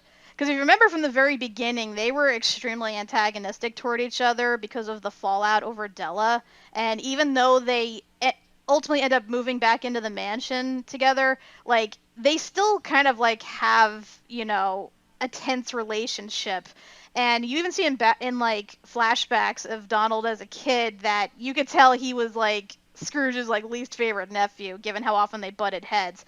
It was really interesting to see that when Bradford was trying to choose between who to sacrifice, Beakley, Della, or Donald. Like, he doesn't go with one of Scrooge's oldest partners. He doesn't go with his favorite niece. He goes with Donald because Donald is basically like the ideal uncle that Scrooge ultimately ends up becoming, who he never thought he would ever be like or like have anything in common with. And I like that like he ends up like sort of saving him toward the end, and they have like that the first words they said to each other, is like Donald Duck, Uncle Scrooge. But this time it's like in a loving way. Like I love how that all came together like that, Team Uncle for the win. Also, I really love their saying like just like old times, like they're finally feeling the joy of adventure with them. Mm-hmm. Yeah, it's like even though like Donald keeps trying to get away from all this adventuring, like deep down, he still enjoys it. and also I gotta love how like even up until the end, Bradford still insists he's not a villain, yet he commits the two worst cardinal sins as a villain. He kills his own teammates, and then he tries to kill the hostage after securing a deal with the hero. Those are like the two big cardinal sins you don't do as a villain, because that pretty much guarantees your defeat. So, I just... Yeah. Because, like, the fact that he went that hardcore and yet was still in denial, that just, like... I'm like, dude, you were just totally beyond fucking insane at this point, and stupid to boot. And well, insanity can make you a little bit cuckoo. Yeah. Last thing said, I love the fucking ending when they are all just falling with style, a la Muppets Caper. and you will see like they each divide into their own separate factions as like family and whatnot. Like that, I thought that was a nice callback, and it shows you how far some of the characters came from starting off as loners to either having their own like surrogate children or significant others or siblings or whatever. It was beautiful. I do kind of All wish. right. I do kind of wish, like, I know it's kind of nitpicky, but I wish, they had at least done, like, the extended version of the DuckTales theme song at the end. Played the other verse. But true. it's still good. Or the Glomtails version. The Glomtails version. Yes. Also, I gotta wonder, how did all those other people get back home? Because you don't see them giving any of them a ride back in the plane. So I guess they somehow Maybe there were found their way back. there were other planes. Second trip. Yeah. I mean, the Library of Alexandria was magic. pretty big. I mean, for all we know, there could have been more, aircrafts. Hell, possibly like Don Cornage could have used the Iron Vulture to abduct some, True. hence why they were, captured in the first place. Okay, that makes sense. All right. I think I'm gonna take the reins for final thoughts here because we've been talking for a while, and I knew this would happen. It's been 2 hours that we've been recording this right now, and can you imagine having tried to do this with the other episodes before? Madness. This is why. Madness. This is why I suggested we split this because there's so much that happened in Eric this. was right. Yes. Hey, it's the last time we're doing this, and I'm gonna squeeze every fucking moment out of it, and you're gonna enjoy it. Have fun editing this, asshole. You're gonna love me. And Future Zen is gonna hate Cat. Yep. Yeah. Love you too, Zen. And use Future Zen. Future Zen angry. All right. Anyway, my final thoughts on this finale. Yes. Does it feel a little bit rushed in places? Yes. Does it have some problems that, when you look at it again, you wish it could have been a little bit different or more fleshed out? Should it have been 4 parts? Possibly. I honestly don't care. When I initially saw this was my favorite damn thing. Like, I was squeeing at every little thing, and I was like, there's so many little callbacks and references. The character arcs are all finalized and capped, and even if they had already been capped, there's a feather in that cap saying, this is how far we've come. Let's see how far we've come. And I believe the world is coming to an end. Oh well, I guess we're gonna pretend. Let's see how far ducks have come. Anyway, but with that being said, there's so many things that work about this, and even with the problems, like they get so many things right. The team up, the heartfelt thing with Launchpad's whole ending, the attention to detail, and for some people have said, oh, they changed Webby's backstory. I'm like, no. Webby was always meant to be like this. I have a feeling they had a plan from the start, and I think that the plan worked out. I think that all came together and tied together and functioned, and the little callbacks and references to other Disney shows still work, but there's so many things that I love about this that I can't help but adore the finale. It's not perfect. Nothing is perfect. And I do wish that executives would stop meddling in the affairs of things they have no knowledge or shouldn't have control over. True but that. What we got was fantastic. I love this. I love all of these episodes. It is so good. It is so fun. DuckTales Woo. Kat, you have the floor. Yes, 10 out of 10. 5 gold stars. give it every single award in the universe. This was a great finale. I loved it. It wrapped up so many things, and like you said, it was pretty rushed at points, and some things weren't resolved. But I guess they can do that in either the comics or in a future medium.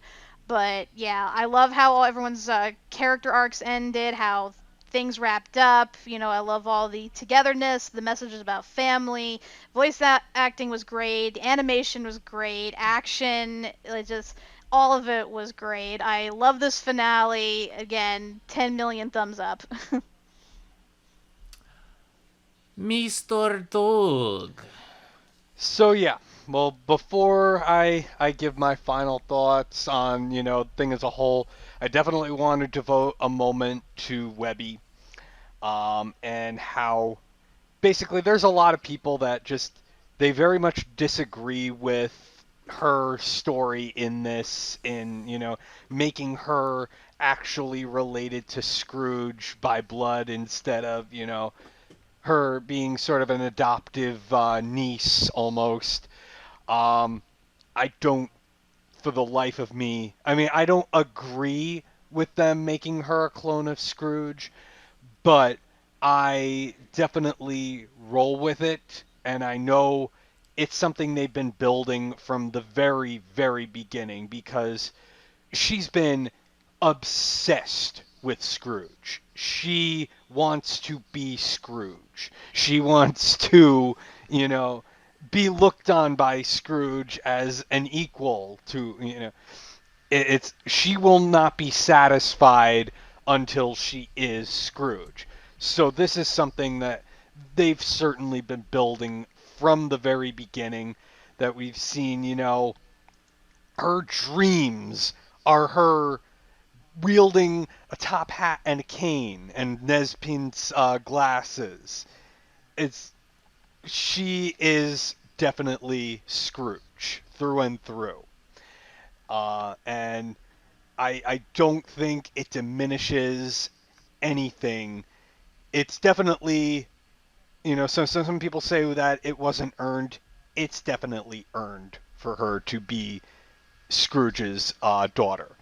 It's we've come so far with this character. We've seen, you know, I can't even with what I can say. I'm just so freaking proud of her. And given, what we've come from the original DuckTales, and how she was just some sort of, kind of annoying, little girl who, Scrooge had kind of an affinity for, but nobody really liked her. And, taking that character and just kind of reworking her from the ground up, even going so far as to like have a knife through the Quacky Patch doll, through any image of the old Webby, and showing that this character is completely different. We are not going that route. It's just very telling, and it's it's such a testament to this show. And that's where I'll lead into my thoughts just on the show. Yeah, I can complain, make little nitpicks about how, they should have done this in the ending and they should have done that. But in the end, it's a drop in the bucket, because I thoroughly enjoyed this finale. I thoroughly enjoyed this series. It's you've got Frank Angones and everybody on the crew, all the cast just showing absolute love. And even at its lowest points, it's still so much fun to watch. All the inspiration they've drawn from DuckTales, from the Uncle Scrooge comics, from Disney lore in general, just to create this rich tapestry. It's so much love, so much dedication. I'm so surprised in the best possible way of how good a show this has been. I may not have, wanted it to end when it did, and I'm very thankful that despite the fact that it's 3 seasons, we managed to draw it out from 2017 into 2021. So we got the most out of it that we possibly could without getting another season. And I just, there are no words just to describe just how good of a show this is and how much I'm even happy to keep rewatching it. And I think that's all I can say on that. Eric, you have the floor. Yes. This finale, like, it is, to put it, for lack of a better term, a duck blur because there's so much with cameos and callbacks and so much stuff from the entire series that there was just so much to take in that I had to watch. A good thing that I saw it a second time to kind of take everything in, and the way they wrapped everything up was was just absolutely phenomenal. I mean, I understand like there's only so much that they could squeeze in into 90 minutes, but I was impressed with the way they were able to wrap things up, knowing that the third season was going to be the final season, and how they tied up all the loose ends and stuff in such a very satisfying way that I haven't felt in quite a while with a lot of shows. And in the past year or so, I've seen some other different show finales that many of which have had some decently good, satisfying conclusions. But I think this one here was probably one of the more satisfying ones that I have seen in quite a long time. And to Doug's point, it is such a testament of how good the show is. And yes, I also agree with him. I would love to rewatch it again. I would love to start from the beginning and rewatch everything, especially now that the whole series is on Disney Plus. And I do look forward to the Darkwing Duck spinoff that will eventually premiere on Disney Plus at some point. I don't know if it's going to be later, if it'll be this year or next year, sometime within that.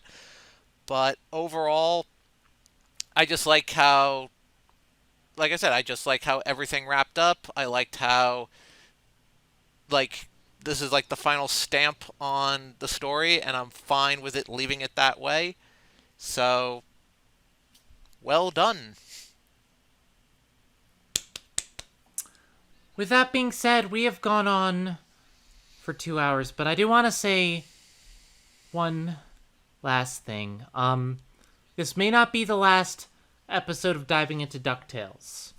We have a couple more coming up, and we're going to discuss future stuff in the future. Maybe discussing Darkwing Duck, past, present, future, I don't know.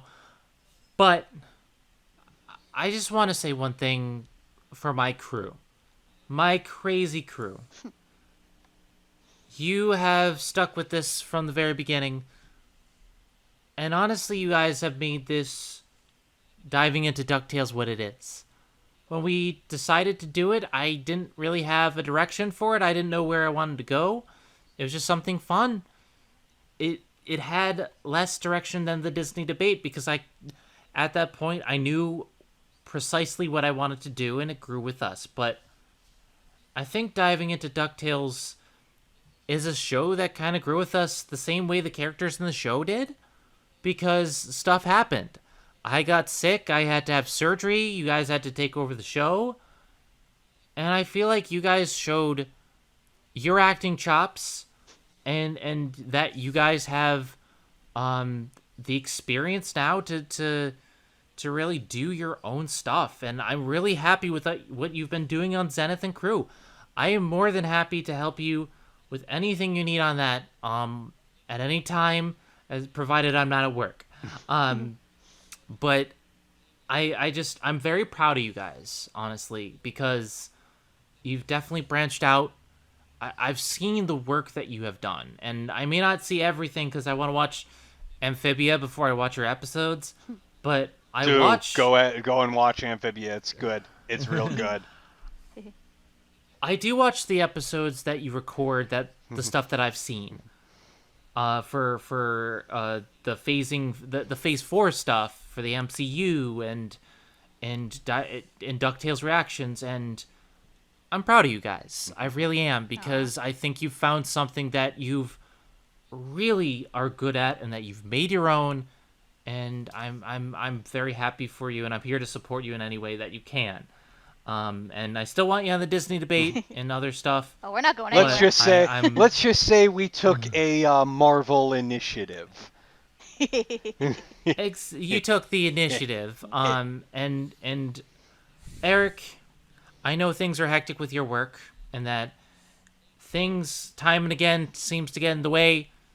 It seems like there's a lot going on, but I want to say that you are very talented.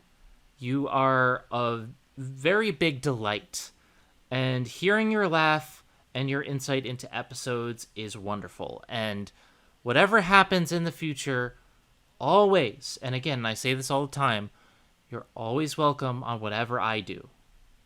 I appreciate that. Aw, shucks, guys. Virtual group hug.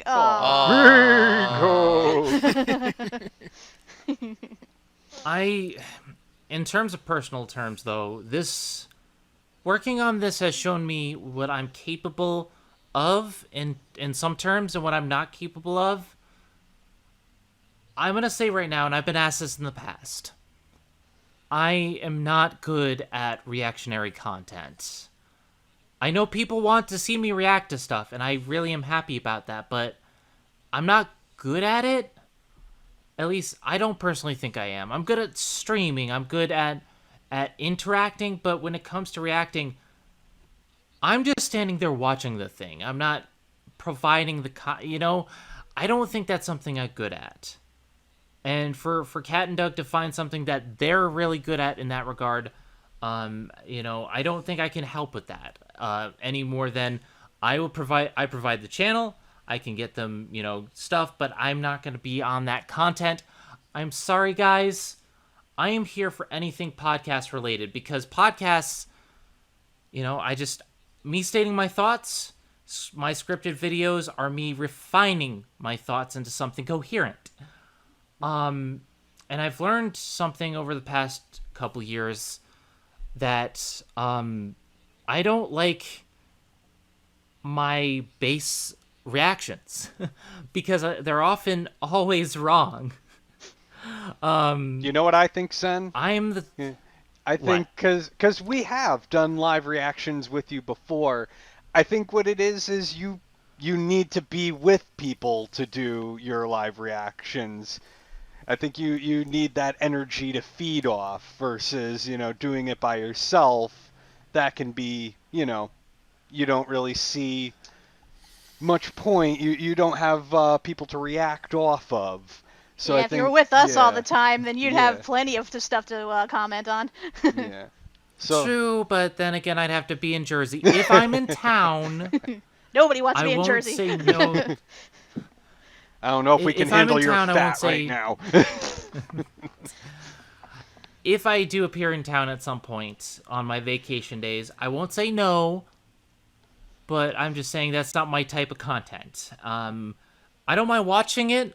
I think it's fine, but it's just not something I can do alone. And to all those people who support us throughout the changing tides of diving into DuckTales and finding a footing, I thank you.